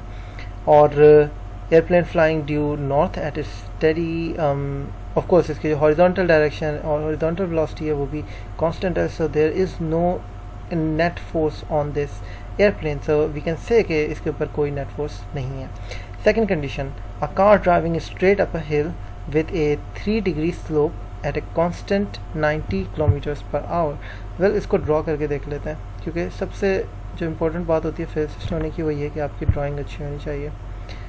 ओके, तो a car straight up a hill at 3 degree slope, this is angle of 3 degrees. ये इसके ऊपर जा रही है गाड़ी, और हमसे पूछा जा रहा है कि क्या टोटल फोर्सेस इसके ऊपर 0 हैं. Well, to look at this, हम लोग के पास एक वेट वेक्टर होगा डेफिनेटली. इसके अलावा well we can actually resolve this weight vector. हम लोग इसको वेट वेक्टर को नहीं लिखते हैं, बल्कि हम लोग लिखते हैं एक इसका कोसाइन पार्ट और एक लिखते हैं इसका साइन पार्ट. और आई एम श्योर आप लोगों को पता है कि ये क्यों है ऐसा. There is a normal force, और क्योंकि गाड़ी ऊपर नीचे नहीं जा रही, वी कैन से कि जो कोसाइन पार्ट है और जो नॉर्मल पार्ट है ये दोनों कैंसिल कर रहे हैं एक दूसरे को. अच्छा, उसके अलावा स्लोप पे ये ऊपर ऊपर ऊपर ऊपर जाती जा रही है एट कांस्टेंट स्पीड. तो जिसका मतलब ये है कि इस डायरेक्शन में भी इसके ऊपर कोई फोर्स अप्लाई नहीं हो रही, राइट. तो जिसका मतलब ये है कि जो रिजल्टेंट जो वेट कंपोनेंट था इस डायरेक्शन में वो कैंसिल हो रहा है किसी किस्म की फोर्स से जो इस डायरेक्शन में है, और वो force of course engine provide कर रहा है. That's another story. लेकिन द प्रॉब्लम इज कि net force in this direction in x axis is still 0. That's why ये जो ऊपर जा रही है स्लोप पे, it is moving at constant velocity. अगर ये ऊपर की तरफ जाते हुए एक्सेलरेट कर रही होती तो वी कुड से कि जो एक्सेलरेशन है, सॉरी जो फोर्स है, वो पॉजिटिव एक्स एक्सिस के अंदर डेफिनेटली है. सो let me just remove all these. Third part क्या है? थर्ड पार्ट है ए hoc circling at a constant 20 kilometers per hour at a constant height of 15 meters above an open field. तो एक उकाब है जो गोल गोल चक्कर काट रहा है एक ओपन फील्ड के अंदर. एंड आई एम श्योर कि आप लोगों को ये याद आ गया होगा कि ये क्या प्रॉब्लम है. This is the same problem as this one. ये क्या था प्रॉब्लम? एक ऑब्जेक्ट था, whatever the object is, और रोप को छोड़ दो इस वक्त क्योंकि ये चील है, ये उकाब है, और ये उकाब गोल गोल गोल गोल चक्कर काट रहा है ओपन फील्ड के अंदर. क्या इसकी कांस्टेंट वेलोसिटी है? आई एम श्योर इसकी है okay constant 20 kilometre per hour. इसकी जो स्पीड है वो कांस्टेंट है. इसका एल्टीट्यूड कांस्टेंट है, यानी हाइट में ऊपर नीचे नहीं जा रहा ये. और इसका मतलब ये हुआ कि ये एग्जैक्टली यही सर्कल है जो हमने ड्रॉ किया. तो द क्वेश्चन इज़ क्या नेट फोर्स इसके ऊपर मौजूद है? एंड डेफिनेटली मौजूद है, and that is due to the and that is towards the radial sorry component. So जो भी सर्कुलर पाथ होगा वो हमेशा एक्सेलरेशन से होगा, एंड दैट्स इट. जिसका मतलब ये कि जो उकाब उड़ रहा है वो एक्चुअली उस एक्सेलरेशन की वजह से गोल गोल घूम रहा है. ओके, तो next part, the fourth is a box with slick frictionless surfaces in the back of a truck as the truck accelerates forward on a level road at 5 meters per second square. Okay, so this is a tricky one. क्योंकि इसके अंदर दो objects हैं, एक box है और एक truck है. हम किसकी बात कर रहे हैं? डेफिनेटली ट्रक की बात नहीं कर रहे, क्योंकि हमें पता है truck is going to accelerate forward at the rate of 5 metres per second square. तो डेफिनेटली हम ट्रक की बात नहीं कर रहे, हम लोग अब बात कर रहे हैं इस बॉक्स की. क्या बॉक्स के ऊपर नेट फोर्स मौजूद है या नहीं है? Well, let's look at the situation by drawing it first. So this is the back of the vehicle, और ऑफ कोर्स ये कोई ट्रक था, और ये ट्रक जो है यहाँ पे कोई चला रहा था वगैरह वगैरह. Let me just draw the truck completely. So I'm not sure, ये बड़ा एरोडायनेमिक ट्रक है, लेकिन just imagine कि ये ट्रक कोई चला रहा था. Let me just draw a truck. Wow, wheels. Oh yeah. और मैं इसमें ऐड करूँगा box because we need a box. And here is our box. कहाँ गया? ये रहा हमारा बॉक्स, इस ट्रक के ऊपर है. नाउ द थिंग इज़ कि बॉक्स के ऊपर कितनी फोर्सेस अप्लाई हो रही हैं? Well, to apply a force you must come in contact. और कितनी चीज़ें कॉन्टैक्ट हैं? एक ही चीज़ है कॉन्टैक्ट में, and that is this truck. Now the truck के लिए कंडीशन इन्होंने हमें ये बताई है कि फ्रिक्शनलेस सरफेस है इसकी, जिसका मतलब ये है कि इसके दरमियान किसी किस्म की फ्रिक्शन नहीं है और ये कि दोनों स्लिप हो सकते हैं, आपस में मूव कर सकते हैं without any interaction, without any solid interaction, transfer of forces. तो इसका मतलब ये हुआ कि जब ट्रक एक्सेलरेट करेगा इन this direction at what ever acceleration, जो एक्सेलरेशन है, जो फोर्स है, वो ट्रांसफ़र नहीं होगी इस बॉक्स के अंदर, and this box will remain steady at this point. Box बेचारा यहीं पे रहेगा और होगा क्या, बिल्कुल वही सीन होगा जब आप ट्रक में बैठे हुए होते हैं या किसी गाड़ी में बैठे होते हैं और गाड़ी अचानक से एक्सेलरेट करने लगती है, you are pushed back, right, तो आप पीछे की तरफ गिर जाते हैं और ये बॉक्स अपनी ही जगह रहेगा, ये इसी जगह पोजीशन में रहेगा और ट्रक पूरा का पूरा आगे चला जाएगा और ये बॉक्स, जब ये ट्रक नीचे से हट जाएगा तो ऑफ कोर्स बॉक्स नीचे गिर जाएगा, या हो सकता है उड़ता रहे, डिपेंडिंग के सिचुएशन क्या। लेकिन द पॉइंट इज कि इस बॉक्स के ऊपर कोई फोर्स अप्लाई नहीं होगी because of the frictionless surface. Okay, तो दिस वाज दिस प्रॉब्लम। तो अच्छे प्रॉब्लम्स हैं, अगर इनको खुद से सॉल्व करना चाहो तो बहुत अच्छी बात है। Okay, next problem is a helium balloon hovers in a helium balloon hovers in mid-air, neither ascending nor descending. Is it in equilibrium? What forces act on it? Of course it is in equilibrium because helium balloon ना ऊपर जा रहा है, ना नीचे आ रहा है, ना दाएं जा रहा है, ना बाएं आ रहा है. There is no acceleration, absolutely no acceleration. It is definitely in equilibrium. कौन कौन सी forces act कर रही हैं? Well, to look at this balloon situation, you can just look at this swimmer. This swimmer is exactly the same situation as that balloon. बस एक फ़र्क ये है कि उसकी टांगे नहीं है तो पैर नहीं चला रहा और कोई thrust नहीं है. If there is no thrust, there is no drag. तो horizontal components नहीं है forces के, सिर्फ दो forces हैं. एक weight, balloon का कोई weight होगा, और buoyancy होगी जो actually air और helium के दरमियान होगी. So that's it. ये आपका exactly same problem है as of that swimmer. तो कहाँ पे थे हम? Okay, यहाँ पे थे. Now question number 4.4. Oops, sorry. Let me just get back. So now 4.4. When you fly in an airplane at night in smooth air, you have no sensation of motion, even though the plane may be moving at 800 kilometers per hour. Why? Well, that's because we are sensitive to actually the accelerations. अगर कोई object uniform velocity से move कर रहा है और हम उस object के साथ अटैच्ड हैं, दैट इज़ लाइक कार और एयरप्लेन, तो हम क्योंकि उसके साथ ही मूव कर रहे हैं तो we are both moving at the same velocity. अगर दोनों साथ सेम वेलोसिटी से मूव कर रहे हैं तो दोनों एक दूसरे के लिए रेस्ट में हैं. जैसे आप कार में जब ट्रैवल कर रहे होते हैं तो द कार और आप दोनों रेस्ट में होते हैं एक दूसरे के लिए. हाउएवर अगर बाहर हम देखते हैं तो हमें पता चलता है बाहर चीज़ें पीछे जा रही होती हैं, एंड दैट मीन्स कि हम लोग आगे जा रहे हैं, एंड वाइस वर्सा. तो इसी तरह अगर प्लेन में है और नाइट है, बाहर नज़र भी नहीं आ रहा कुछ, तो इसका मतलब ये कि आपको फील भी नहीं होगा कि जहाज़ किसी स्पीड से उड़ रहा है, बल्कि आप और जहाज़ दोनों सेम स्पीड से उड़ रहे हैं, that is 8 kilometres per our. Okay, so next question, that is 4.5. If the two ends of the rope in equilibrium are pulled with forces of equal magnitude and opposite direction, why isn't the total tension in the rope zero? Now आपको याद आ रहा होगा ये वाला problem जिसके अंदर एक force, sorry क्या हो रहा है, ओके, नाउ एक मेसन था जो एक रोप पे पुल कर रहा था और रोप जो है किसी ऑब्जेक्ट से टाई हो रही थी, हुई भी थी. नाउ द क्वेश्चन इज़ कि अगर ये ऑब्जेक्ट, ये ब्लॉक भी एक सर्टेन फोर्स अप्लाई करता है और ये मेसन भी एक सर्टेन फोर्स अप्लाई करता है और दोनों फोर्सेस बराबर हैं, तो दोनों फोर्सेस कैंसिल आउट होनी चाहिए और रोप इक्विलिब्रियम में होगा. और अगर रोप इक्विलिब्रियम में है तो इसका मतलब ये कि जो टेंशन इनसाइड दिस रोप होनी चाहिए वो भी ज़ीरो होनी चाहिए. But that is not the case. Tension actually rope में ज़ीरो नहीं होती. अगर आप दोनों तरफ से रोप को पकड़ के खींचें तो total tension inside the rope zero नहीं होगी.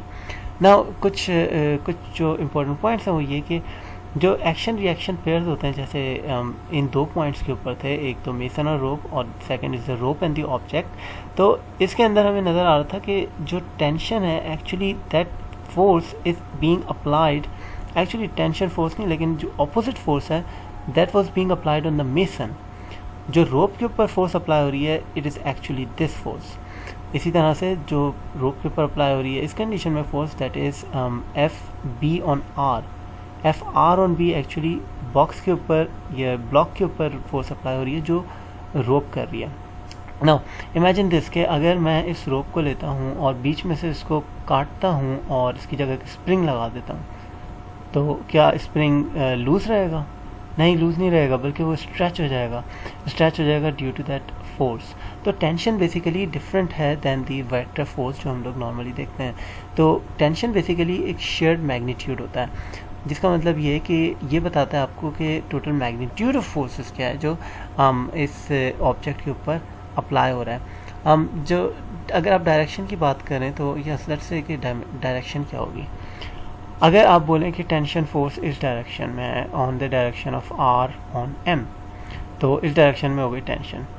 लेकिन जब आप इस पॉइंट पे देखते हैं टेंशन, तो it is on R on B, जिसका मतलब ये कि जब आप कैलकुलेशन परफॉर्म करेंगे और जो आपके पास एक टेंशन आ रही होगी वो किस डायरेक्शन में होगी? Will it be on towards left और towards right? There is no direction for the tension. Tension की डायरेक्शन उस वक्त तक डिफाइन नहीं कर सकते जब तक आप किसी सिंगल पॉइंट की बात नहीं कर रहे, तब कहीं जाके आप डिफाइन कर सकते हैं कि एक एक्सटर्नल फोर्स इस डायरेक्शन में है, तो टेंशन जो फोर्स होगी अप्लाइड बाय दैट ऑब्जेक्ट, जो टेंशन प्रोड्यूस करेगी ऑब्जेक्ट के अंदर, that will be on the opposite direction. So this is a problem with the tension. ये थोड़ा सा डिफरेंट होती है टैकल करना। Okay, now 4.6. You tie a brick to the end of a rope and whirl the brick around you in the horizontal circle. Describe the path of the brick after you suddenly let go of the rope. Now, circular motion के अंदर हम लोग इस चीज़ के बारे में पढ़ चुके हैं कि अगर आप suddenly रोक देंगे इसे तो ये definitely tangential direction में move करना शुरू कर देगी। Okay, question 4.7 is a homework for you. So, when a car stops suddenly, car move कर रही थी और वो सडनली रुक जाती है, the passenger tends to move forward relative to their seats. तो जैसे अचानक से झटका लगता है आप आगे की तरफ मूव करते हैं। वाई, क्यों? When a car makes a sharp turn, और जब शार्प टर्न लेती है जैसे घुमाते हैं ड्रिफ्टिंग वगैरह करते हुए, तो the passengers tend to slide to one side of the car, right. तो अगर आपने लेफ़्ट की तरफ ड्रिफ्ट लगाई है तो आप राइट की तरफ मूव करने लगते हैं। The question is why. तो आई होप कि आप इसका क्वेश्चन का आंसर ज़रूर दे सकेंगे। Let's move on to question 4.8. Some people say that the force of inertia or the force of momentum throws the passengers forward when a car brakes sharply. What is wrong with this explanation? Actually, everything is wrong with this explanation. There is no such thing as force of inertia. Okay, inertia is a property जो हमने first law of motion में पढ़ी थी, and force is a completely different thing. It's a change of acceleration, right? And the force is a change of velocity, right? Similarly, the force of the momentum doesn't make sense as well, क्योंकि force itself is a change of momentum, so there is no force of momentum. तो actually जो चीज़ आपको गाड़ी की तरफ गाड़ी के रुकने पे आगे की तरफ भेजती है, थ्रोज द पैसेंजर फॉरवर्ड, वो एक्चुअली आपका इनर्शिया होता है, right? You can say कि inertia है, that means कि body tends to move forward, और you can also say कि उसका सिर्फ momentum होता है, not the force of inertia or the force of momentum. You can just say कि उसका momentum, that's it. तो momentum में क्योंकि velocity का factor involved है, तो we can say कि उसके पास एक initial velocity थी, and when the car brake, जब कार ने ब्रेक अप्लाई किए, तो वो जो change of velocity है कार की, वो ट्रांसफ़र नहीं हुई ऑब्जेक्ट के अंदर. जब ऑब्जेक्ट के अंदर हमारी अपर बॉडी के अंदर ट्रांसफ़र नहीं होगा दैट चेंज, तो हमारी अपर बॉडी आगे की तरफ मूव करना चाहेगी, and it does. That's why हमें आगे की तरफ झटका महसूस होता है. So using these force terms, force of inertia and force of momentum, that was wrong with this explanation. Okay, a passenger in a moving bus with no window notices a ball that has been at rest in an aisle suddenly starts to move towards the rear of the bus. अब एक बस के अंदर एक passenger मौजूद है और बीच में जो रास्ता होता है उसके अंदर एक बॉल मौजूद है, और सडनली हमें पता चलता है कि बॉल जो है पीछे की तरफ रोल करना शुरू कर देती है जो पहले रेस्ट में थी. दैट इज़ द सिग्नल के किसी किस्म की एक्सेलरेशन प्रोड्यूस हुई है, राइट, क्योंकि बॉल जो है वो इतनी फर्मली अटैच नहीं है बस से जितने के हम लोग हैं, जो पैसेंजर है जो सीट पे बैठा हुआ है। तो अगर कोई माइन्यूट सी एक्सेलरेशन होती है तो हो सकता है कि वो बॉल एक्चुअली उसे ट्रेस करे, एंड सिंस बॉल और सरफेस के दरमियान फ्रिक्शन कम है, it leads us back to this question जहाँ पे एक ट्रक था जो एक्सेलरेट करता है और उसके ऊपर कोई बॉक्स था और वो फ्रिक्शनलेस सरफेस पे था। तो ball is almost like ball और बस की surface is almost like a frictionless contact. तो जब बस एक्सेलरेट करेगी तो बॉल अपनी पोजीशन को मेंटेन रखेगी, दैट इज़ उसमें चेंज नहीं आएगा पोजीशन में, एंड दैट मीन्स कि बॉल जो है पीछे की तरफ जानी चाहिए अगर बस आगे की तरफ जा रही है, and that can signal the passenger कि bus actually has started to accelerate forward. Question number 4.11, why is the earth only approximately an inertial reference frame? Now मैंने inertial frames की आपको definition नहीं बताई है, मगर here goes. Inertial frames वो frames होते हैं जो non accelerating frames होते हैं, that's it. तो अगर मैं एक frame हूँ जो observe कर सकता हूँ, right? तो मेरे frame में हर चीज़ रुकी हुई है मेरे लिए, and और या फिर हम लोग तमाम के तमाम एक ही वेलोसिटी से मूव कर रहे हैं, जैसे एक कार होती है, राइट। कार में हम 4 दोस्त बैठे हुए हैं, चारों के चारों सेम वेलोसिटी में, तो हम सब एक दूसरे के लिए रेस्ट में, और इन दैट फ्रेम जहाँ पे यानी कि अगर कार एक्सेलरेट नहीं कर रही है, कांस्टेंट वेलोसिटी से मूव कर रही है, दैट फ्रेम कैन इस फ्रेम के अंदर आप तीनों laws of motion, Newton's laws of motion apply कर सकते हैं। तो दैट्स लाइक आप जब उसके अंदर कोई भी एक्सपेरिमेंट परफॉर्म करेंगे तो that will be perfectly reasonable experiment, और उसके अंदर किसी किस्म का मसला नहीं आएगा। हाउएवर, जैसे आप लोगों ने देखा था पिछले एक लेक्चर के अंदर, हमने देखा था कि अगर प्रोजेक्टाइल जो शूट कर रहा है ऑब्जेक्ट वो एक्सेलरेट करता है, तो जो प्रोजेक्टाइल जो ऊपर गया था, लॉन्च किया गया था, वो वापस उसी के अंदर ड्रॉप नहीं होता है, and that represents a non inertial frame, क्योंकि वो एक्सेलरेटिंग कार्ड है। अगर जब वो कांस्टेंट वेलोसिटी से मूव कर रहा था कार्ट, तो that was an inertial reference frame for the ball. तो जब बॉल उसमें से शूट होता है तो वापस उसी में आके गिरता है, that whole system represents an inertial frame, क्योंकि उसमें ज़ीरो एक्सेलरेशन थी। नाउ इस क्वेश्चन में पूछा जा रहा है, why is the earth only approximately an inertial reference frame. Now जब हम अर्थ पे देखते हैं तो हर चीज़ तकरीबन स्टेबल नज़र आती है, कांस्टेंट वेलोसिटी से मूव करती आ रही है, and there is no acceleration, there is no change in velocity जो हम फील कर सकें अर्थ के अंदर। तो हमें ऐसा लगता है शायद अर्थ एक इनर्शियल रेफरेंस फ्रेम है, बट टू बी ऑनेस्ट आपको पता है कि अर्थ जो है वो राउंड है, एक्सेप्ट फॉर फ्लैट अर्थर्स, लेकिन अर्थ राउंड है। तो दैट मीन्स कि वो जब घूम रही है तो it follows a circular path. जो भी ऑब्जेक्ट उसकी सरफेस पर है वो हमेशा एक सर्कुलर पाथ को ट्रेस करेगा, और circular paths are never without acceleration. Circular path को डील करने का मतलब ये है कि एक्सेलरेशन मौजूद है, और एक्सेलरेशन जिसमें मौजूद है that is not an inertial reference frame. तो that's why the earth is only approximately inertial reference frame, क्योंकि इसकी वेलोसिटी जो एक्चुअली एक्सेलरेशन है वो थोड़ी कम है। तो वी कैन से कि क्योंकि हमें फील नहीं होता ये नॉन इनर्शियल फ्रेम है, that's why we can say approximately एक इनर्शियल फ्रेम है। Now to question number 4.12, does Newton's second law hold true for an observer in when as it speeds up, slows down or rounds a corner, and explain.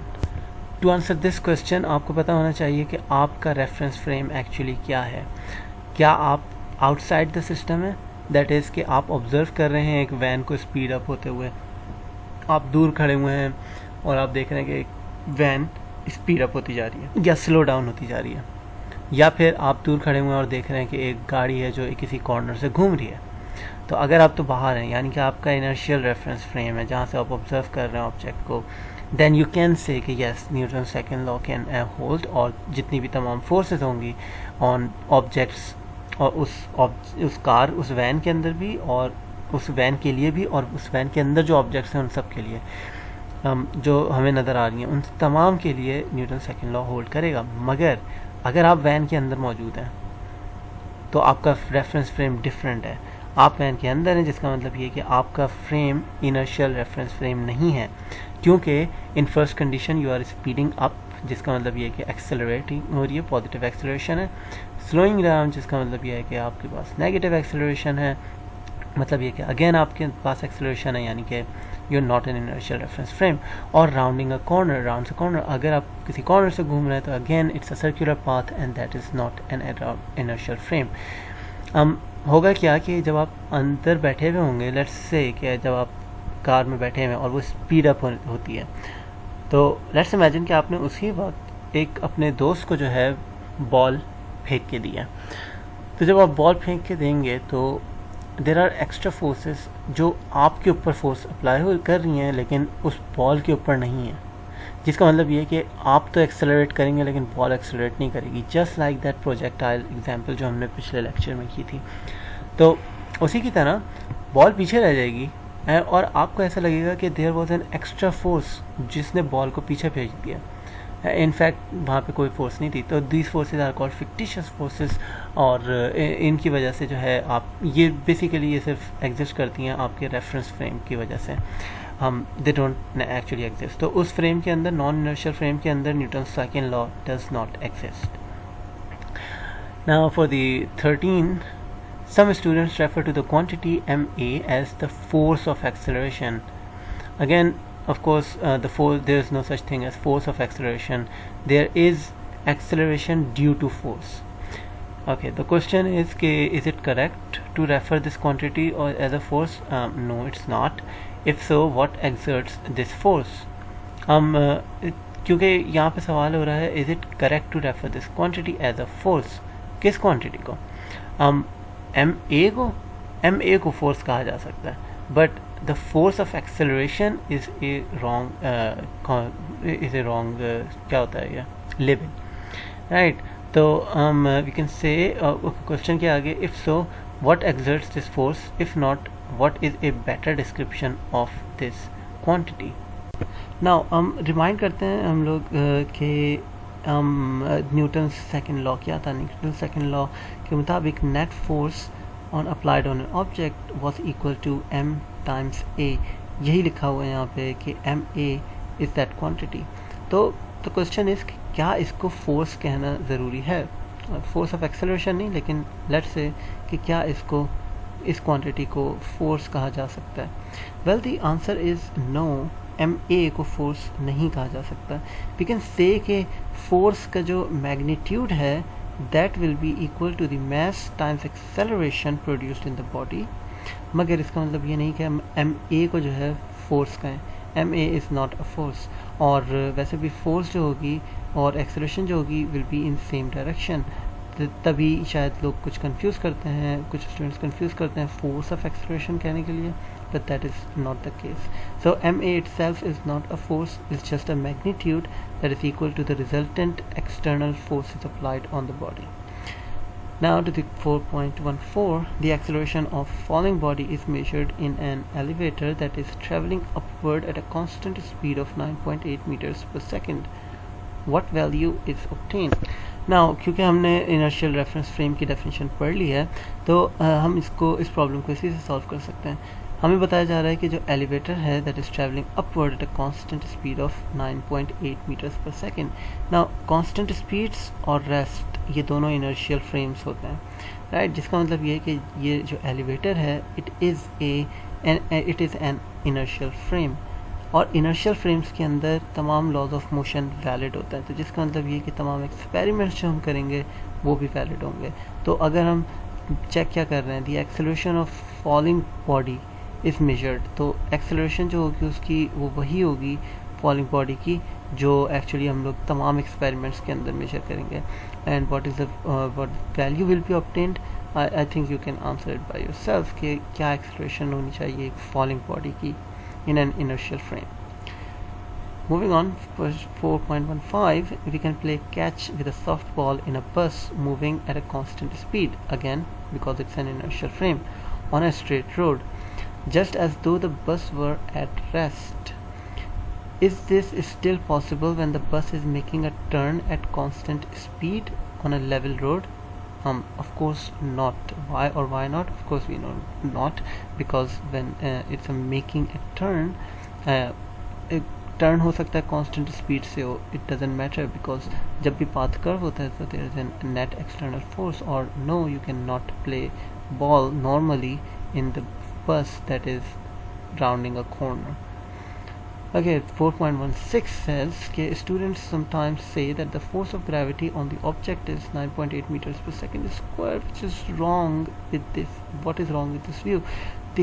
All that is wrong is this 9.8 meters per second. The value, the force of gravity की statement सही है, on an object सही है, is not 9.8 meters per second square.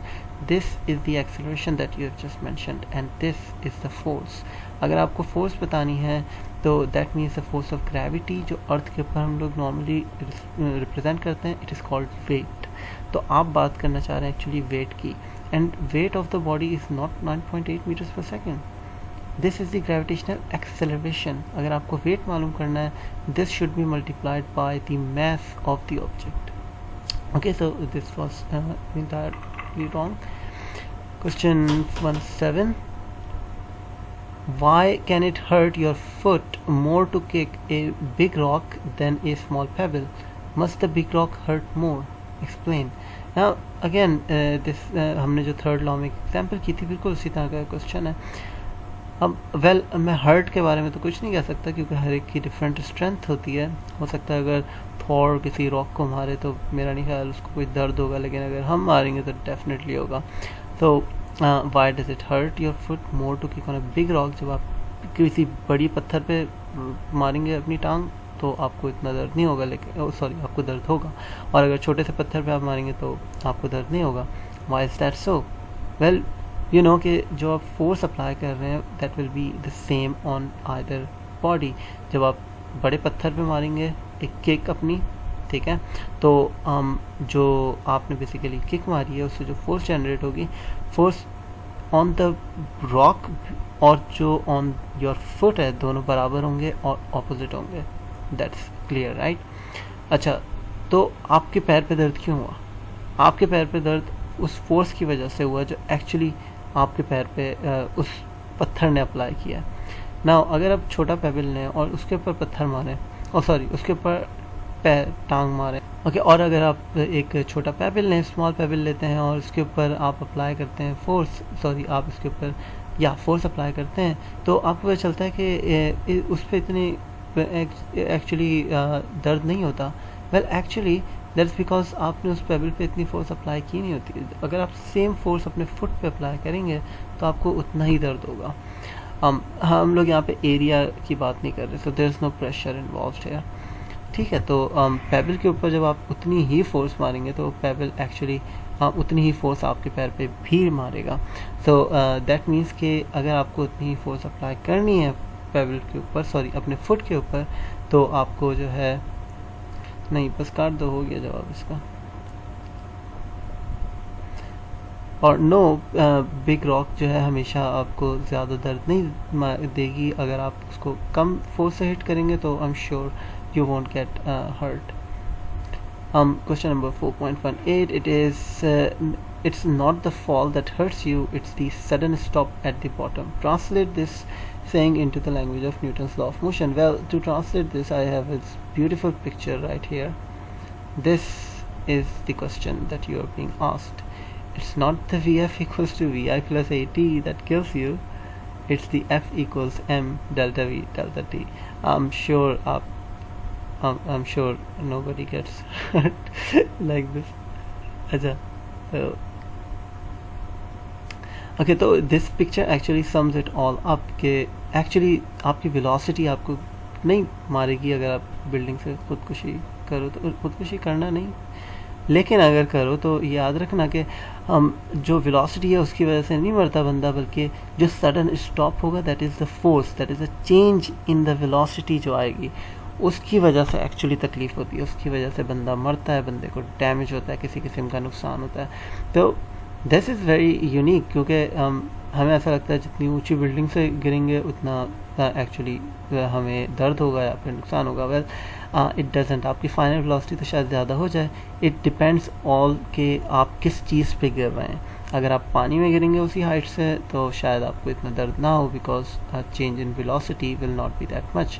लेकिन अगर change in velocity ज़्यादा चाहिए आपको, यानी कि मैक्सिमम वेलोसिटी से डायरेक्ट ज़ीरो वेलोसिटी पे आना है, आपको छलांग मारनी चाहिए किसी सॉलिड सरफेस के ऊपर, लाइक रोड या ज़मीन या दूसरी बिल्डिंग की छत। लेकिन मेरे ख्याल में दैट्स काइंड ऑफ इट, लेकिन खुदकुशी नहीं करना। ओके तो that's it. This is for discussion questions. Okay, so let's move on to a different kind of force which is called a frictional force. और frictional force actually दो surfaces contact के दरमियान होती है, मगर it involves के move किसी तरह की आपके पास frictional contact हो, such as के grooves और बेसिकली irregularities जिसके अंदर जो है इन्वॉल्व होती हैं। इस डिज़ाइन को, इस फोर्स को भी हम लोग डिज़ाइन कर सकते हैं जैसे हमने प्रीवियस फोर्सेस को डिज़ाइन किया था। सो this is one kind of force which is called the kinetic frictional force, और सॉरी काइनेटिक फ्रिक्शनल फोर्स। ये सिर्फ तब एक्ट करती है जब ऑब्जेक्ट मूव कर रहा होता है अगेंस्ट अ फ्लोर और against some kind of surface. इस फोर्स को एक्सपेरिमेंटली ये आइडेंटिफाई किया गया है कि ये डायरेक्टली प्रोपोर्शनल है नॉर्मल ऑफ द सरफेस और एक constant that is coefficient of kinetic friction. Of course ये सिर्फ कांस्टेंट ऑफ प्रोपोर्शनैलिटी है, अलबत्ता सिर्फ एक ही कंपोनेंट है यानी नॉर्मल ऑफ द फोर्स जो रिस्पॉन्सिबल है for the kinetic friction. Notice कि यहाँ पे सरफेस एरिया का कोई इन्वॉल्वमेंट नहीं है, जिसका मतलब ये कि अगर सेम मास का ऑब्जेक्ट हो लेकिन वो स्प्रेडेड हो इस फ्लोर के ऊपर, जिसका मतलब कॉन्टैक्ट एरिया अगर ज़्यादा हो, तब भी इस काइनेटिक फ्रिक्शन के ऊपर कोई फ़र्क नहीं पड़ता। ठीक है। So let's imagine an experiment के एक बॉक्स है जिसको साथ एक स्ट्रिंग अटैच्ड है लेकिन वो रेस्ट में है अभी। So at this condition there is no net force applied और इसकी जो टोटल फ्रिक्शन है वो ज़ीरो है। नाउ नोटिस के इस वक्त लिखा हुआ है F subscript S, this S stands for static और वो इस वक्त ज़ीरो है। स्टैटिक इस वजह से क्योंकि इस वक्त ऑब्जेक्ट मूव कर नहीं रहा। ओके, साथ ही साथ हम लोग एक और चीज़ करेंगे, वो ये कि एक ग्राफ प्लॉट करेंगे which is against tension and the force of friction. तो हम देखते रहेंगे कि जैसे जैसे टेंशन इंक्रीज हो रही है फोर्स ऑफ फ्रिक्शन किस तरह रिस्पॉन्स कर रही है, क्योंकि force of friction is a responsive force. Okay, तो in B we have applied some force, लेकिन थ्रू एक्सपीरियंस वी नो कि ऑब्जेक्ट तब तक मूव नहीं करता जब तक उसके ऊपर सर्टेन अमाउंट ऑफ फोर्स ना लगे और उससे पहले ऑब्जेक्ट मूव नहीं करता। तो लेट्स इमेजिन कि एक वीक फोर्स अप्लाई की गई है इस स्ट्रिंग के थ्रू और जो फोर्स है वो जो ऑब्जेक्ट है वो मूव नहीं करता।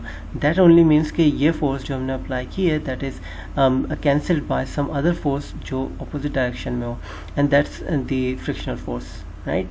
तो हम वीक फोर्स अप्लाई किया हमने, तो इसका मतलब ये हुआ कि जो फ्रिक्शनल फोर्स है ऑफ स्टैटिक फ्रिक्शन वो इस वक्त कम है then the mu S times N.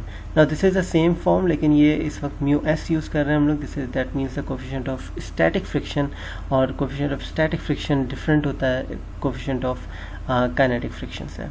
Graph कुछ इस तरह से प्लॉट होगा, जैसे जैसे हम टेंशन प्लॉट इंक्रीज़ करते जा रहे हैं उसी तरह से फोर्स ऑफ फ्रिक्शन भी इंक्रीज़ होती जा रही है, लेकिन एक सर्टेन लेवल तक होगी, उसके बाद रुक जाएगी, and that is the point जहाँ पे ऑब्जेक्ट मूव करना शुरू हो जाएगा। तो we have applied enough force now के ऑब्जेक्ट मूव करना शुरू हो जाता है, और जो है बस अभी मूव करना ही शुरू हुआ है, जिसका मतलब ये कि force of friction, static friction और टेंशन दोनों बराबर हो गए। ठीक है, और एट दैट पॉइंट हम लोग इसको मार्क कर सकते हैं एफ मैक्सिमम।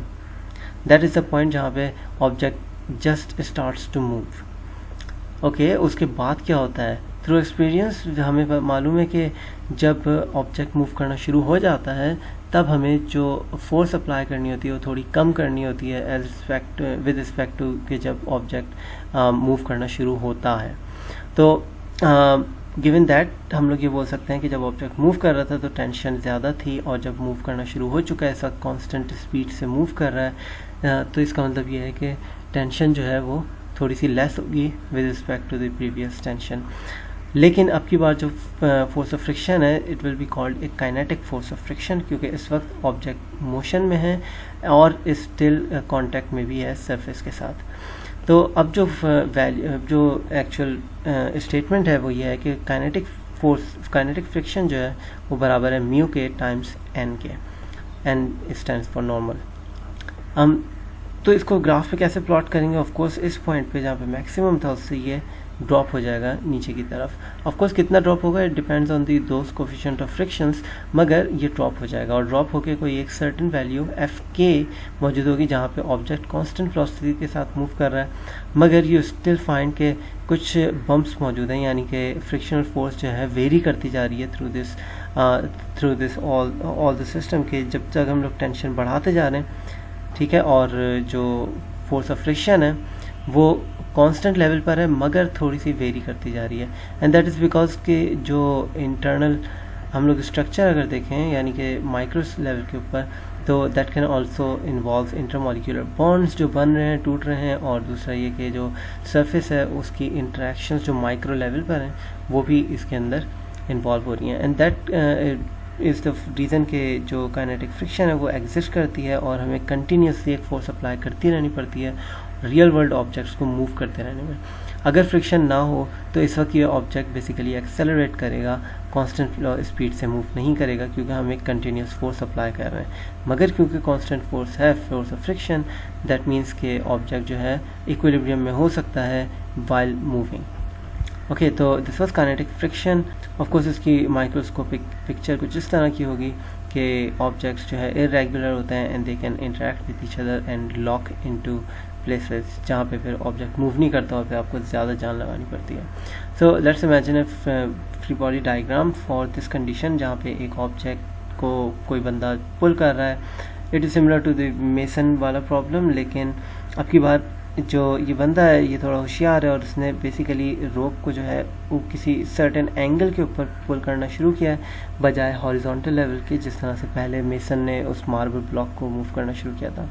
ना इसकी कुछ कंडीशन यानी कि ये एक्चुअली फ़ायदेमंद है 30 डिग्रीज के ऊपर राइज कर देना।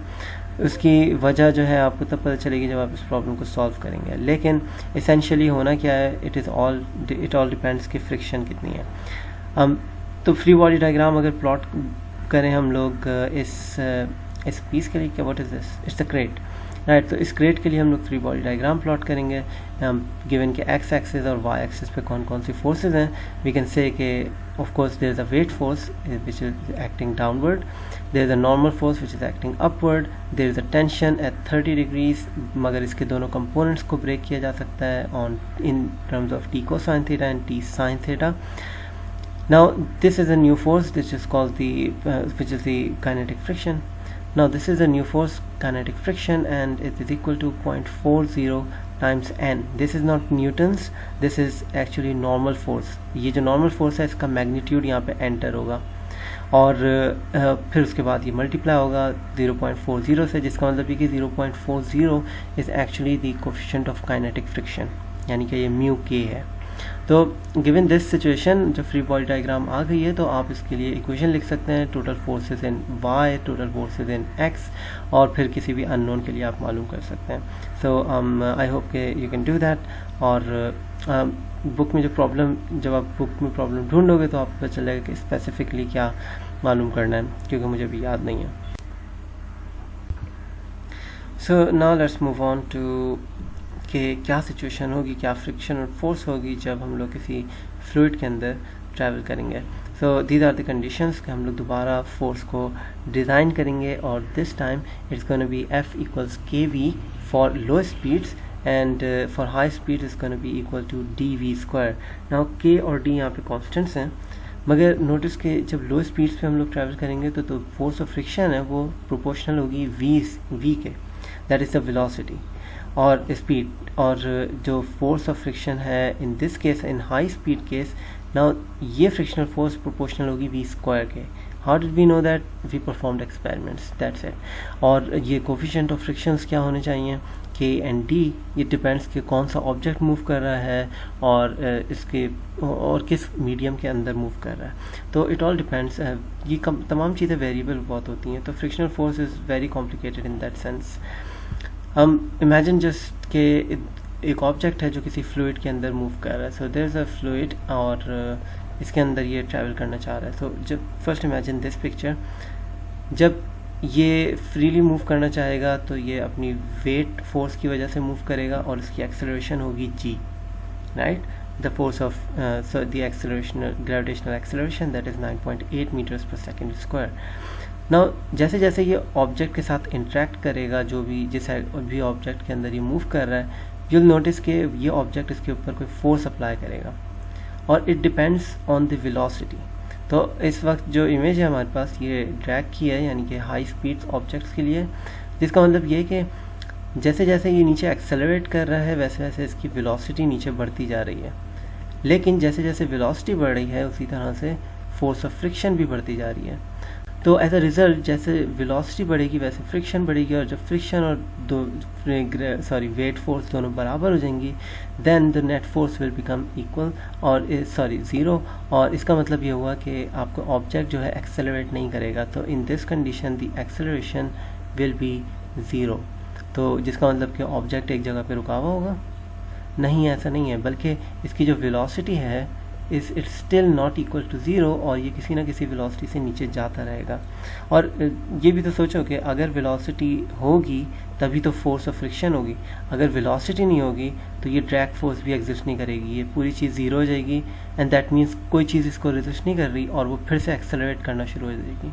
तो जब ऑब्जेक्ट के अंदर कोई चीज़ ट्रैवल कर, किसी मीडियम के अंदर ऑब्जेक्ट ट्रैवल करता है, तो इट इज़ नेसेसरी कि ड्रैग फोर्स जो है वो जो इट इज़ नेसेसरी कि जो वेलोसिटी उसकी है वही ड्रैग फोर्स को रिजल्ट प्रोड्यूस करे, and that drag force becomes equal to the weight, and in that condition we can say कि it has reach a terminal velocity. और टर्मिनल वेलोसिटी दोनों केसेस में डिफरेंट होती है।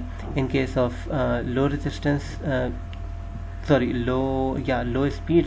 लोअर स्पीड्स ये होता है equals to mg divided by k, और in the case for high speeds it is equal to square root of mg divided by d।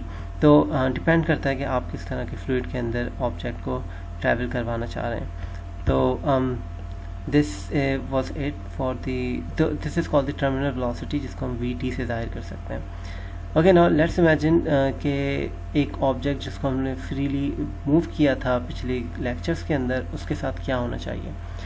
Well, हमारा काम डेरिवेशन सॉल्व करना नहीं है, हमारा काम यह है कि हम इस फाइनल रिजल्ट को एनालाइज करें कि इसका मतलब क्या होगा।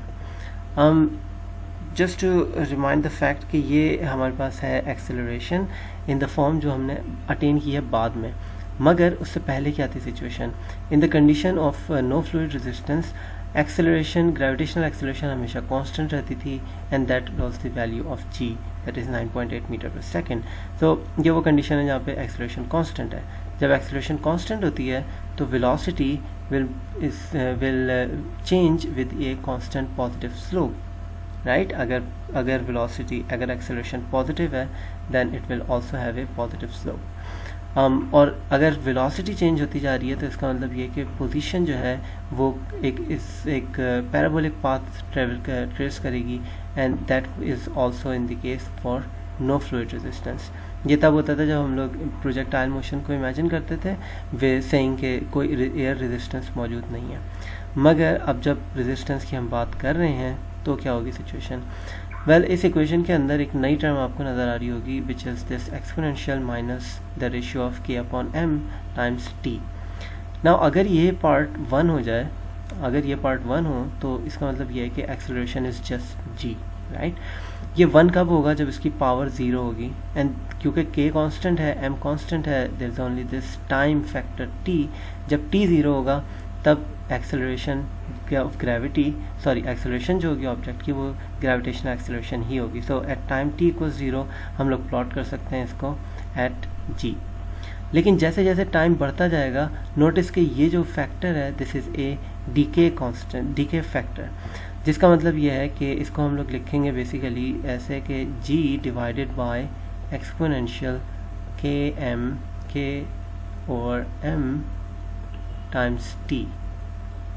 ठीक है, तो इसका मतलब ये हुआ जैसे जैसे t की वैल्यू बढ़ती जाएगी ये डिनोमिनेटर की वैल्यू इंक्रीज होती रहेगी एक्सपोनेंशियल रेट से, जिसका मतलब ये कि जो टोटल रेशियो है of acceleration it is gonna decrease with the exponential rate. तभी ये आपको एक कर्व नज़र आ रहा है, this is exponential inverse exponential curve जिसमें ये एक्सेलरेशन डिक्रीज होती जा रही है, और जब t की वैल्यू बहुत ज़्यादा होगी, जब टाइम बहुत ज़्यादा हो जाएगा तो डिनोमिनेटर बहुत बड़ा हो जाएगा, जिसका मतलब ये है कि एक्सेलरेशन या ये रेशियो जो है वो ऑलमोस्ट ज़ीरो हो जाएगा। And that is the point जहाँ पे हम कह सकते हैं कि drag force, resistive force friction और जो फोर्स ऑफ वेट है वो दोनों बराबर हो गए, and the object is now moving with constant velocity, that is zero acceleration. Velocity graph कैसे चेंज होगा? वेल, जब इसकी हम इक्वेशन ड्रॉ करते हैं, प्लॉट करते हैं, ड्राइव करते हैं, तो हमें पता चलता है कि it depends on two terms, that is V T, that first term अगर वी टी को 1 से मल्टीप्लाई कर दें तो वी टी आ जाएगा, that is terminal velocity, minus this v t times, यहाँ पे मैं v लिख देता हूँ, this is v and this is also v, और इसको मैं यहाँ से हटा देता हूँ, right. So this is terminal velocity and this is also a terminal velocity. So अब देखो क्या हो रहा है कि this is again the same exponential decay term, ये एक्सपोनेंशियली डीके हो जाएगी टाइम के साथ, यानी कि जब टाइम बहुत ज़्यादा हो जाएगा तो इसमें से कुछ भी माइनस नहीं हो रहा होगा, और फाइनल जो वेलोसिटी होगी फिर that will be the terminal velocity. और जब टाइम ज़ीरो होगा तब क्या होगा? For zero this is going to be 1, जिसका मतलब ये कि V T minus V T, that means it is going to be zero. तो जब टाइम ज़ीरो है तो वेलोसिटी भी ज़ीरो है, लेकिन जैसे जैसे टाइम बढ़ता जा रहा है it is going to attain this velocity V T, terminal velocity attain करता जाएगा, जिसका मतलब ये कि ये हमेशा बढ़ता नहीं रहेगा सीधा सीधा जैसे पहले केस में बढ़ता था, बल्कि अब की बार ये डीके होगा, अपना रेट को डीके करेगा और किसी सर्टेन स्पेसिफिक वैल्यू को अटेन करेगा, जिसको हम कहते हैं we T, and that is the terminal velocity. तो मैथमेटिकली इट मेक्स सेंस कि फार्मूला किस तरह से हमें बता रहा है। नाउ फॉर पोजीशन, मैं फार्मूला इतना कोई ख़ास नहीं है क्योंकि ये अभी भी पाथ जो है वो कर्व है, मगर इसका ये थोड़ा कम स्टीप है, और दूसरी बात ये कि जब वेलोसिटी कांस्टेंट हो जाएगी तो इसके जो लाइन है ये कर्व होने के बजाय ये स्ट्रेट लाइन में कन्वर्ट हो जाएगी, राइट। और ये कर्व सिर्फ शुरू में नज़र आएगा हमें जब तक वेलोसिटी चेंज हो रही थी, जहाँ पे वेलोसिटी चेंज हो रही है इसके लिए ये कर्व होता रहेगा, लेकिन जब वेलोसिटी अटेन होकर कांस्टेंट वेलोसिटी पे आ जाएगा, वी नो कि एक्सेलरेशन ज़ीरो है, कांस्टेंट वेलोसिटी है, दैट मीन्स पोजीशन जो है वो स्ट्रेट लाइन में होगी। तो दैट आल्सो मेक्स सेंस, अगर चाहो तो आप इस इक्वेशन में भी देख सकते हो यही चीज़। So that was for the frictional force, और या दैट्स इट। लेकिन there is another question जो मैं चाहूँगा कि आप लोग इसे सॉल्व करें, बुक के अंदर मिल जाएगा आपको। There is this problem of Ferris wheel. Ferris wheel एक झूला होता है जो नहीं होता, वर्टिकल जो झूला होता है अक्सर पार्क्स के अंदर, वही है ये झूला। इसके ऊपर सीट लगी हुई होती है और इसके ऊपर जो है बच्चे बैठे होते हैं जो बेसिकली गोल गोल घूमना जिन्हें ऊपर नीचे। तो जस्ट इमेजिन के यहाँ पे भी सीट है और यही बच्चा जो है ऊपर भी गया हुआ है। Well, don't mind my drawing, but the problem is कि आपको क्या करना है कि फेरिस व्हील दिया हुआ है, इसका कोई रेडियस है, radius is r with constant speed v। Okay, तो कांस्टेंट स्पीड v के साथ ये मूव कर रहा है, बट यू नो कि ये सर्कुलर मोशन है, तो there is a radial force involved in it. The seat remains upright, जिसका मतलब ये है कि ऑफ कोर्स सीट ऐसी रहेगी, उल्टी हो जाएगी तो बंदा गिर जाएगा अगर बेल्ट ना पहना हो।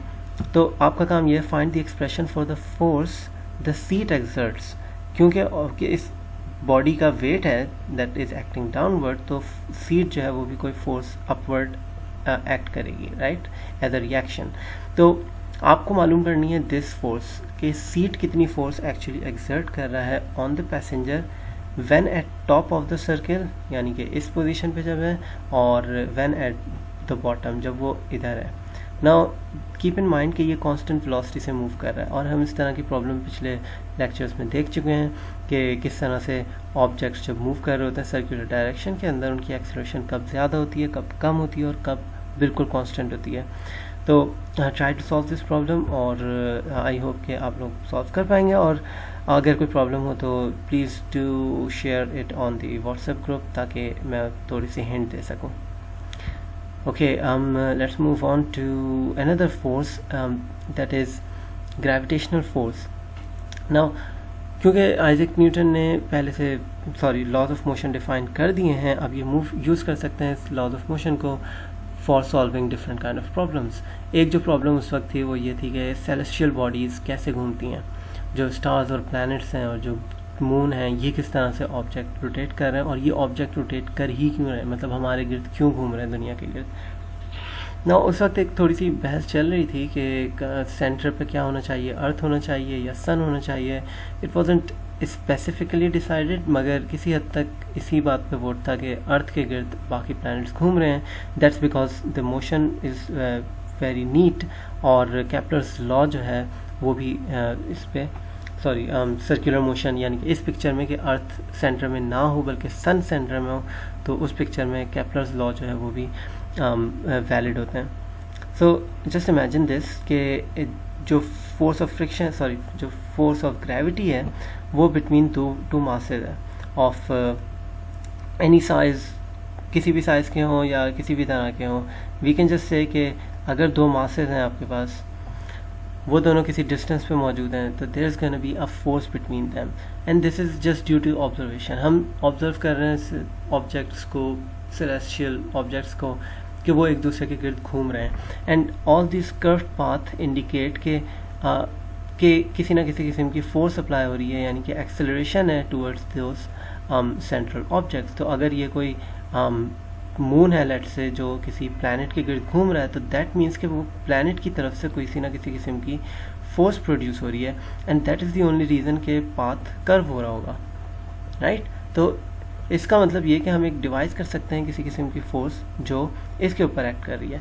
नाउ द क्वेश्चन इज़ कि कि ऐसा क्यों है कि ये ऑब्जेक्ट जो मिडिल में ऑब्जेक्ट है, ये तो इसके ऊपर फोर्स अप्लाई कर रहा है, लेकिन ये ना कर रहा हो इसके ऊपर फोर्स अप्लाई। ऐसा नहीं हो सकता। और and that is also govern by the Newton's third law. अगर ए बॉडी ए बी पे फोर्स लगा रही है तो बॉडी बी ए पे भी उतनी ही फोर्स लगाएगी, and that makes sense because laws of motion हमारे पास वेरीफाइड है और हम इनको यूज़ कर सकते हैं also in the celestial bodies, क्योंकि वो बॉडीज़ डिफरेंट नहीं होनी चाहिए। सो इस आइडिया को यूज़ करते हुए और लॉज ऑफ मोशन को यूज़ करते हुए आइजैक न्यूटन ने ग्रेविटेशनल लॉ जो डिज़ाइन किया है वो कुछ इस तरह का था कि जो फोर्स होगी वो एक्चुअली डिपेंड करेगी उन दोनों मासेस के ऊपर, जो भी दो मास हों। इस केस में मास ऑफ अर्थ है और मास ऑफ ऑब्जेक्ट है जो अर्थ पे मौजूद है, और the distance between the two. और अगर इमेजिन करें कि सरफेस पे ही कोई छोटा सा ऑब्जेक्ट रखा हुआ है, in that case radius of earth ही दोनों के दरमियान डिस्टेंस होगा। और okay, so this is a gravitational force. Now imagine कि हमने दोबारा एक नई टाइप की फोर्स डिज़ाइन की है just to explain the experiments. इस बार हमारे पास एक कांस्टेंट है, ग्रेविटेशनल कांस्टेंट जी, जो कुछ एक्सपेरिमेंट्स के ज़रिए मालूम कर लिया गया था, so that's universal. Now this is a gravitational force, एक नई फोर्स है, मगर अगर ये नेट फोर्स है जो अप्लाई हो रही है किसी ऑब्जेक्ट के ऊपर, देन दैट मीन्स हम लोग second law of Newton second law use कर सकते हैं, राइट। तो इस फोर्स को जिससे ग्रेविटी पुल करती है किसी ऑब्जेक्ट को, हम लोग उसे वेट कहते हैं ज़मीन के ऊपर, ठीक है। अगर किसी और प्लैनेट पे जाएं तो शायद हम लोग तब भी उसे वेट ही कहें, लेकिन उस वक्त हो सकता है वेट डिफरेंट हो, जस्ट बिकॉज दोनों डिफरेंट चीज़ें। Okay, so according to Newton second law हम लोग यूज़ कर सकते हैं वेट की definition, that is mass times the gravitational acceleration. In that case दोनों साइड पे मास लिखा होगा जो कैंसिल हो जाएगा। नाउ अब जो इक्वेशन बनी है हमारे पास वो है एक ग्रेविटेशनल एक्सेलरेशन की इक्वेशन। नोटिस कि इस राइट साइड पे किसी किस्म का मेंशन नहीं है कि किस ऑब्जेक्ट के लिए हम डिफाइन कर रहे हैं, इट इज़ जस्ट अर्थ और रेडियस ऑफ अर्थ।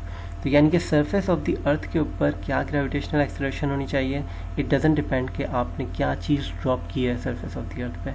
अगर हाथी आप ड्रॉप करें तो ये इक्वेशन हाथी के लिए भी वैलिड है, जितनी एक पिन के लिए वैलिड है, जितनी एक माउस के लिए वैलिड है, जितनी हमारे लिए वैलिड है। तो it is just valid for every one of us. और रिमेंबर कि दिस इज सिंप्लीफाइड वर्जन, इसके थोड़े से कॉम्प्लिकेटेड वर्जन होते हैं, लेकिन सिंप्लिसिटी के लिए हम लोग इस इक्वेशन को वैलिड मान सकते हैं कि दैट्स इट। इस वजह से एक्सेलरेशन ड्यू टू ग्रेविटी हमेशा और हमेशा कांस्टेंट रहती है at the surface of the earth, near the surface of the earth. Okay, तो दैट गिवन दैट हम लोग को अब क्योंकि पता है कि ग्रेविटेशनल एक्सेलरेशन कोई होनी चाहिए और उसकी वजह से पाथ कर्व होता है, हम लोग ने सिर्फ इस चीज़ को मतलब एक्सेप्ट नहीं किया बल्कि कुछ सैटेलाइट्स भी बाहर भेजे हुए हैं, that is the speed of those satellites actually इन्हीं लॉस की मदद से हम डिफाइन कर सकते हैं. That should be square root of GME divided by R and this is the radius of the orbit. Now अब radius of the earth use नहीं कर रहे बिकॉज सैटेलाइट जो होता है वो सरफेस ऑफ द अर्थ से बहुत दूर होता है. Now we need some different value and that's what I meant कि इसकी डिफरेंट फॉर्म्स भी मौजूद होती हैं. नाउ ग्रेविटेशनल कांस्टेंट अपनी जगह है. नाउ नोटिस कि इस कंडीशन के अंदर आपके पास जो सैटेलाइट होगा वो अर्थ के अराउंड सर्कुलर ऑर्बिट में मूव कर रहा होगा. अगर हमें कोई और ऑर्बिट चाहिए तो हम डेफिनेटली अपनी वेलोसिटी चेंज कर सकते हैं. तो ये फ़र्ज़ नहीं है कि इसी वेलोसिटी के साथ मूव करें, but it's just a common एक एक्सप्रेशन है जो एक्चुअली हम लोग यूज़ कर सकते हैं फॉर सिंपल एक्सपेरिमेंट्स, यानी कि सिंपल एक्सप्लेनेशन.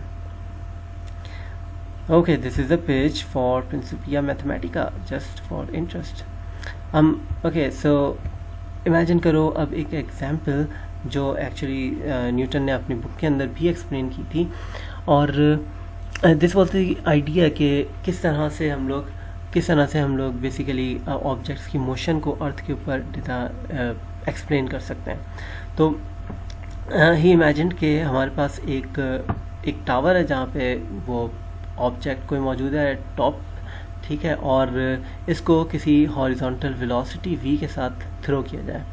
अगर इसे हम थ्रो करेंगे तो वी नो कि प्रोजेक्टाइल मोशन के ज़रिए, प्रोजेक्टाइल मोशन की वजह से ये ऑब्जेक्ट नीचे आता रहेगा due to the constant acceleration, downward acceleration, और ये कहीं पे आके प्रोजेक्टाइल ज़मीन को हिट कर जाएगा.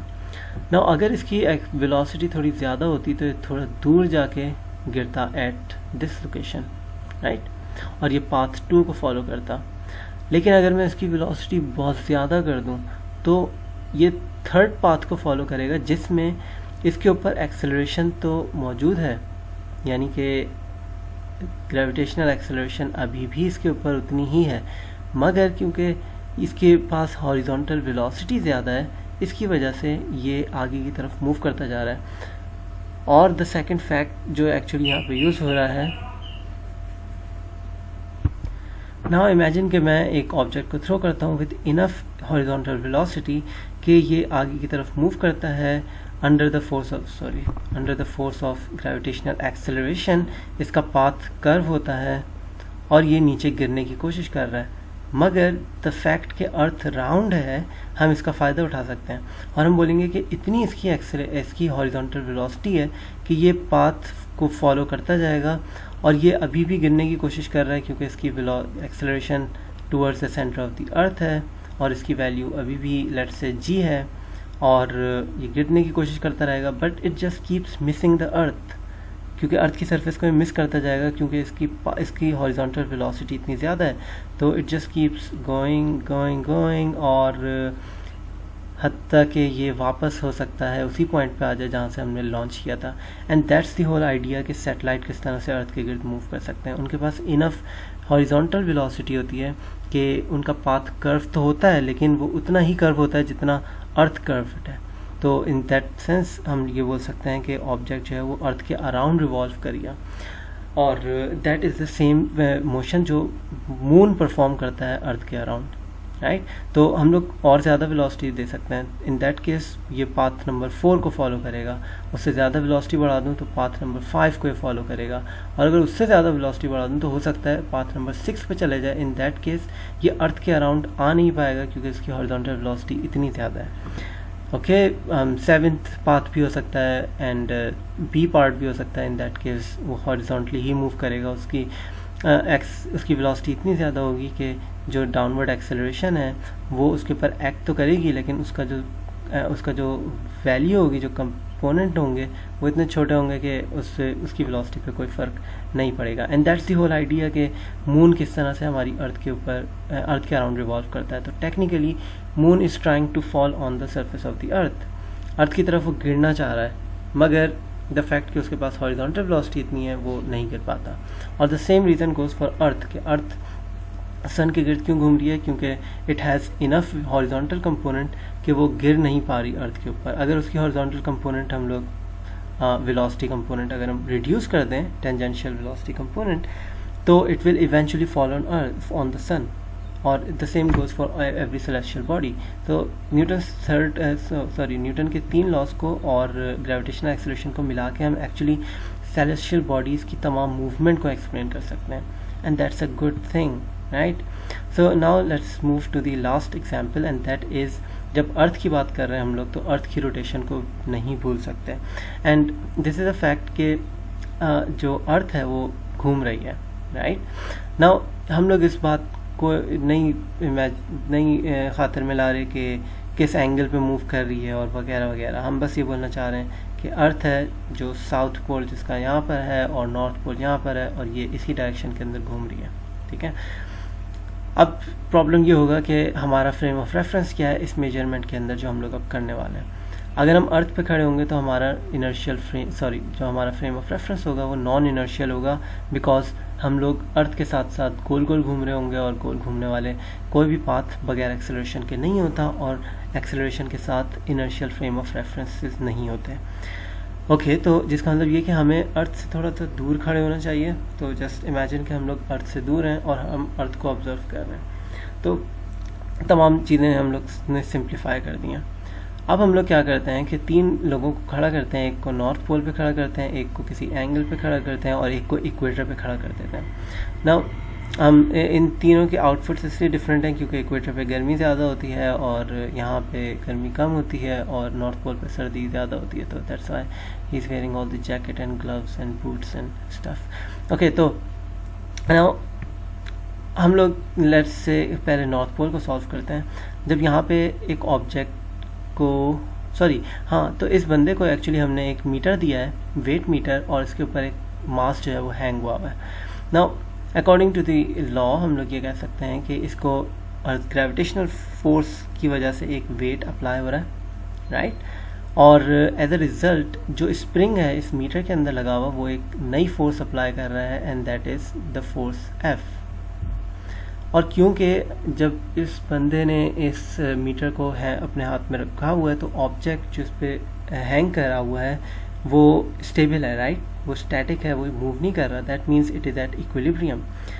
इसका मतलब ये हुआ कि the force of this force जो स्प्रिंग लगा रहा है और ये फोर्स जो वेट की फोर्स है दोनों बराबर हैं, दे बोथ कैंसिल आउट, और दोनों इक्वल भी हैं और ऑपोजिट भी हैं, और दोनों बेसिकली दोनों बस बराबर हैं और इक्वल हैं। ओके, तो जो वेट है इसको हम लोग नाम दे रहे हैं W0 फॉर ए रीज़न, और W0 क्या चीज़ है वो यहाँ पे लिखी हुई है। It is a true wait of the object of mass m, and the force is F is the force exerted by a spring scale on object of mass m, right? So ये F जो है वो force है। Now अब हम पहुँचते हैं इस बंदे के पास कि इस बंदे के साथ क्या सूरत हाल है। अगर हम इस बंदे को देखें तो पता चलता है हमें कि ये एक्चुअली इस जगह पे स्टैटिकली नहीं खड़ा हुआ बल्कि ये गोल गोल घूम रहा है। तो दैट मीन्स इसका जो पाथ है ये अर्थ के पीछे जाता है और फिर वहाँ से गोल घूमता हुआ यहाँ पर आता है और वापस इस पाथ को ट्रेस करता है। तो बेसिकली ये इस तरह से घूम रहा है। और अगर आप थोड़ी देर के लिए इमेजिन करो कि यहाँ पे अर्थ इनविजिबल है, थोड़ी देर के लिए भूल जाओ अर्थ को, तो यू सी कि एक ऑब्जेक्ट है जो बेसिकली एक सर्कुलर पाथ में मूव कर रहा है, and that means circular path में मूव करते हुए उसके पास कोई रेडियल कंपोनेंट ऑफ एक्सेलरेशन होगा और that will be towards the centre of that circle, और इस सेंट्रल एक्सिस के ऊपर ही वो सेंटर पॉइंट भी लाई करेगा। तो आई होप कि ये पिक्चर आपके जहन में फिक्स हो जाएगी, और इसको जहन में फिक्स करना बहुत ज़्यादा ज़रूरी है। तो पहले इस पिक्चर को लेकर आओ दिमाग में, और फिर उसके बाद आगे मज़ीद मसला हम सॉल्व करेंगे। नाउ इन दैट केस हमारे पास जो एक्सपेरिमेंटर जो हमने खड़ा किया हुआ था इस पॉइंट के ऊपर, वो दोबारा अपने वेट को देखता है और उसे पता चलता है कि जो उसका वेट है वो स्टैटिक है, यानी कि वो इक्विलिब्रियम में। दैट मीन्स वो बोलेगा कि स्प्रिंग जो फोर्स लगा रहा है इसके ऊपर, that is the force F जो स्प्रिंग ने अप्लाई की है इसके ऊपर, ताकि इसको स्टैटिक रखें। नाउ हमें मालूम है क्योंकि कि इस ऑब्जेक्ट के ऊपर एक वेट फोर्स है जो towards the centre of the अर्थ होनी चाहिए। तो इस वेक्टर W0 से रिप्रेजेंट करेंगे हम दैट फोर्स। लेकिन मसला ये है कि अगर ये वेट वेक्टर ही एक फोर्स होती जो अप्लाई हो रही होती इसके ऊपर, तो दैट वुड मीन कि दोनों कैंसिल आउट हो रहे होते, जैसे नॉर्थ पोल पे कैंसिल आउट हो रहे थे। And there would be no resultant acceleration. मगर हम क्योंकि दुनिया को दूर से देख रहे हैं तो हमें मालूम है कि there is a net acceleration and that is towards the centre of the earth, और क्योंकि इसका जो पाथ है वो एक्चुअली सर्कुलर है, right. So the net force जो बनेगी, let me get a typewriter, जो नेट फोर्स बनेगी that will be mv² divided by r। This is the net force, और ये नेट फोर्स किसकी होगी, एक तो होगी W0, ठीक है, यानी कि जो वेट है अर्थ की वजह से उसकी वजह से होगी। सेकंड, एक ऐसी फोर्स यहाँ पे इन्वॉल्व होनी चाहिए जो बेसिकली एक रिजल्टेंट प्रोड्यूस कर रही है, दैट इज़ mv²/r। अब हमें कैसे पता कि यहाँ पे डेफिनेटली कोई ना कोई ऑब्जेक्ट, कोई ना कोई फोर्स होनी चाहिए, that is because weight force अगर वेट फोर्स अकेले होती यहाँ पे तो जो mv²/r वाली फोर्स है ये दोनों बराबर होते हैं, लेकिन हमें पता है दोनों सेम नहीं है। वेट जो है वो सेंटर ऑफ द अर्थ की तरफ है और जो एक्सेलरेशन है, radial acceleration, it is towards the central axis, right. तो दोनों की डायरेक्शन डिफरेंट है, जिसका मतलब ये कि डेफिनेटली कोई थर्ड फोर्स इन्वॉल्व होनी चाहिए जिन दोनों का रिजल्ट बेसिकली आपके पास एक सेंट्रीपिटल फोर्स को जनरेट करेगा। तो लेट्स सी के क्या ऐसा पॉसिबल है। जब इस बंदे के फ्रेम से हम देखेंगे तो ये बंदा तो नहीं घूम रहा, इसके लिए कोई रेडियल एक्सेलरेशन नहीं है क्योंकि इसके फ्रेम के अंदर ये स्टैटिक है, एक जगह रुका हुआ है, और जो ये मास हैंग किया हुआ है अपने वेट के ऊपर वो भी एक्चुअली स्टैटिक है। तो इसका मतलब ये हुआ कि वो बोलेगा कि ये जो वेट फोर्स है F, इसके अपोजिट में डेफिनेटली एक फोर्स होनी चाहिए, और वो फोर्स होगी वेट फोर्स अकॉर्डिंग टू हमारा एक्सपेरिमेंटर जिसको हमने खड़ा किया था यहाँ पे। Okay, so let me just step back and let me remind you कि ये जो फोर्स F है और जो W0 फोर्स है, ये दोनों फोर्सेस सेम लाइन में नहीं हो सकती और इनके दरमियान डेफिनेटली कोई एंगल होगा, and that angle is beta और सम रैंडम एंगल जो हम डिफाइन कर सकते हैं। और ये ज़रूरी है, ये एंगल बहुत ज़्यादा ज़रूरी है। उसकी वजह ये है कि अगर इन दोनों के दरमियान एंगल नहीं होगा तो कोई एक्सेलरेशन, रिजल्टेंट एक्सेलरेशन भी मौजूद नहीं होगी, एंड दैट्स स्ट्रेंज, राइट। क्योंकि इन दोनों के दरमियान एंगल होने का मतलब यह है कि इस बंदे के फ्रेम ऑफ रेफरेंस में जो साथ में घूम रहा है, इसके लिए जो फोर्स नज़र आ रही है, ही वुड आर्ग्यू कि जो मेरे पास फोर्स स्प्रिंग अप्लाई कर रहा है to keep the weight in static equilibrium, इसका मतलब ये हुआ कि इसके ऑपोजिट एक फोर्स होनी चाहिए, and that force will be called the weight force. तो in this frame of reference इसको नज़र आ रहा है एक नई फोर्स जो इज़ एक्चुअली W, और that is not in the exact direction as W0। इस वजह से हमने W0 एक आइडेंटिफाई की थी as a original weight force, क्योंकि there is a fictitious weight force that is called a W, और ये एक्चुअली नकली वेट फोर्स है, ये ओरिजिनल वेट फोर्स नहीं है। But this is the weight force जो इस फ्रेम के अंदर जो ऑब्जेक्ट घूम रहे हैं वो देख रहे होंगे, जिसका मतलब ये कि अगर हम लोग सरफेस पे मौजूद हैं, और डेफिनेटली सरफेस पे मौजूद हैं, और हम लोग घूम रहे हैं अर्थ के साथ, तो जिस डायरेक्शन में हम लोग को वेट फोर्स नज़र आ रही है that is exactly downward, that's not the centre of the earth. और भाई अजीब सी बात है, एक्चुअली हम लोग थोड़े से लकी हैं, हम लोग पाकिस्तान में हैं, और पाकिस्तान क्योंकि इक्वेटर से करीब है तो वी आर एक्चुअली लकी, क्योंकि इक्वेटर पे भी जो वेट फोर्स होती है दैट इज़ जो फिक्टिशियस वेट फोर्स होती है और जो ओरिजिनल वेट फोर्स होती है, दोनों की डायरेक्शन तो सेम होती है मगर वेट डिफरेंट होता है। तो we are kind of lucky कि हम लोग कह सकते हैं कि okay centre of the earth जो है वो एग्जैक्टली शायद नीचे ही है, मगर वी कैन नॉट से कि एग्जैक्टली इक्वल मैग्नीट्यूड भी है। क्यों? क्योंकि जो जो ओरिजिनल वेट फोर्स है और जो अप्लाइड दिस फोर्स जो स्प्रिंग या जो भी मास हम लोग जब हैंग करते हैं जो नज़र आता है, that is not gonna record the all the force. क्यों? क्योंकि रिजल्ट में एक रेडियल एक्सेलरेशन भी मौजूद है, एंड दैट मीन्स कि इन दोनों के मैग्नीट्यूड में कोई डिफरेंस होना चाहिए, और वो डिफरेंस एक्चुअली हम लोगों को W में नज़र आता है, दैट इज़ वेट में नज़र आता है। तो इक्वेटर पे हमारा वेट एक्चुअल वेट नहीं होता, एक्चुअली किसी भी पॉइंट पे on the surface of the earth हमारा वेट एक्चुअल वेट नहीं होता, except for the pole north और इसी तरह से साउथ पोल भी, क्योंकि ये वो पॉइंट्स हैं जहाँ पे रोटेशन किसी सर्कुलर आर्क में नहीं होती, या फिर हम ये कह सकते हैं कि सर्कुलर जो रोटेशन होती है वो इतनी कम होती है कि radial component is almost zero. तो दैट मीन्स के W और W0 दोनों बराबर हो सकते हैं इन दैट केस। तो दैट्स अ स्ट्रेंज फैक्ट कि जस्ट बिकॉज अर्थ इस डायरेक्शन में घूम रही है तो हमारा जो वेट है वो बेसिकली एक नई डायरेक्शन अचीव कर लेगा, वेट वेक्टर एक नई डायरेक्शन अचीव कर लेगा और एक फिक्टिशियस फोर्स में हमें नज़र आ रही होगी वो वेट फोर्स। तो that's actually very interesting fact, और जैसे जैसे हम ऊपर जाते रहेंगे हमारा वेट डायरेक्शन जो है वो भी डिफरेंट होती चली जाएगी। Well that was it for this example. I hope कि एग्जांपल समझ में आ गई होगी, और if you want to learn more remember कि इसी एक्सपेरिमेंट के लिए फॉर द अपेरेंट वेट के लिए जो कैलकुलेशन है वो कुछ इस वीडियो के अंदर मौजूद है, इस पे क्लिक करके आप उस वीडियो तक पहुंच सकते हैं। Second there is mechanics example problems on this channel, और इसके अंदर एक प्लेलिस्ट है, उस प्लेलिस्ट का लिंक है ये, उसके अंदर जितने भी प्रॉब्लम्स हैं उनको सॉल्व करो सिवाय सिमुलेशंस के, ठीक है। और जो प्रॉब्लम्स आसान हैं उनको स्किप कर सकते हो आप लोग, लेकिन जस्ट फॉर प्रैक्टिस। अगर थोड़ी तफरीह का मूड हो रहा है तो you can just watch this video, that is ISS का टूर है, इंटरनेशनल स्पेस स्टेशन जो इस वक्त हमारे पास मौजूद है, और ग्रेविटी के बगैर कैसी ज़िंदगी होती है वो सब आप इस वीडियो के अंदर देख सकते हैं। और एक और चीज़ जो एक्स्ट्रा है वो ये कि प्रिंसिपिया फिलोसफीए नेचुरलिस प्रिंसिपिया मैथमेटिका की एक रिव्यू है, इस बुक का एक रिव्यू है इस वीडियो के अंदर, इसको भी आप देख सकते हैं। और इसके अलावा जो ज़रूरी चीज़ है वो ये कि आप बुक्स पढ़ो और इन्हीं कॉन्सेप्ट्स को रिवाइज करो और इन प्रॉब्लम्स को सॉल्व करो। आई होप कि समझ में आ गई होगी, अगर नहीं हो तो इस स्क्रिप्ट को दोबारा दोहराओ और मेक श्योर कि ये कॉन्सेप्ट्स आपके जहन में बैठे हुए हों, याद नहीं हो बल्कि बैठे हुए हों। सो व्हेनेवर कोई प्रॉब्लम आती है आपके सामने तो you can just simplify that problem, draw a free body diagram और just write the equations for the forces, और तीनों laws of motion को purely apply कर सको, because इन तीनों की मदद से आप लोग किसी भी न्यूटोनियन मैकेनिक्स की प्रॉब्लम को सॉल्व कर सकते हैं।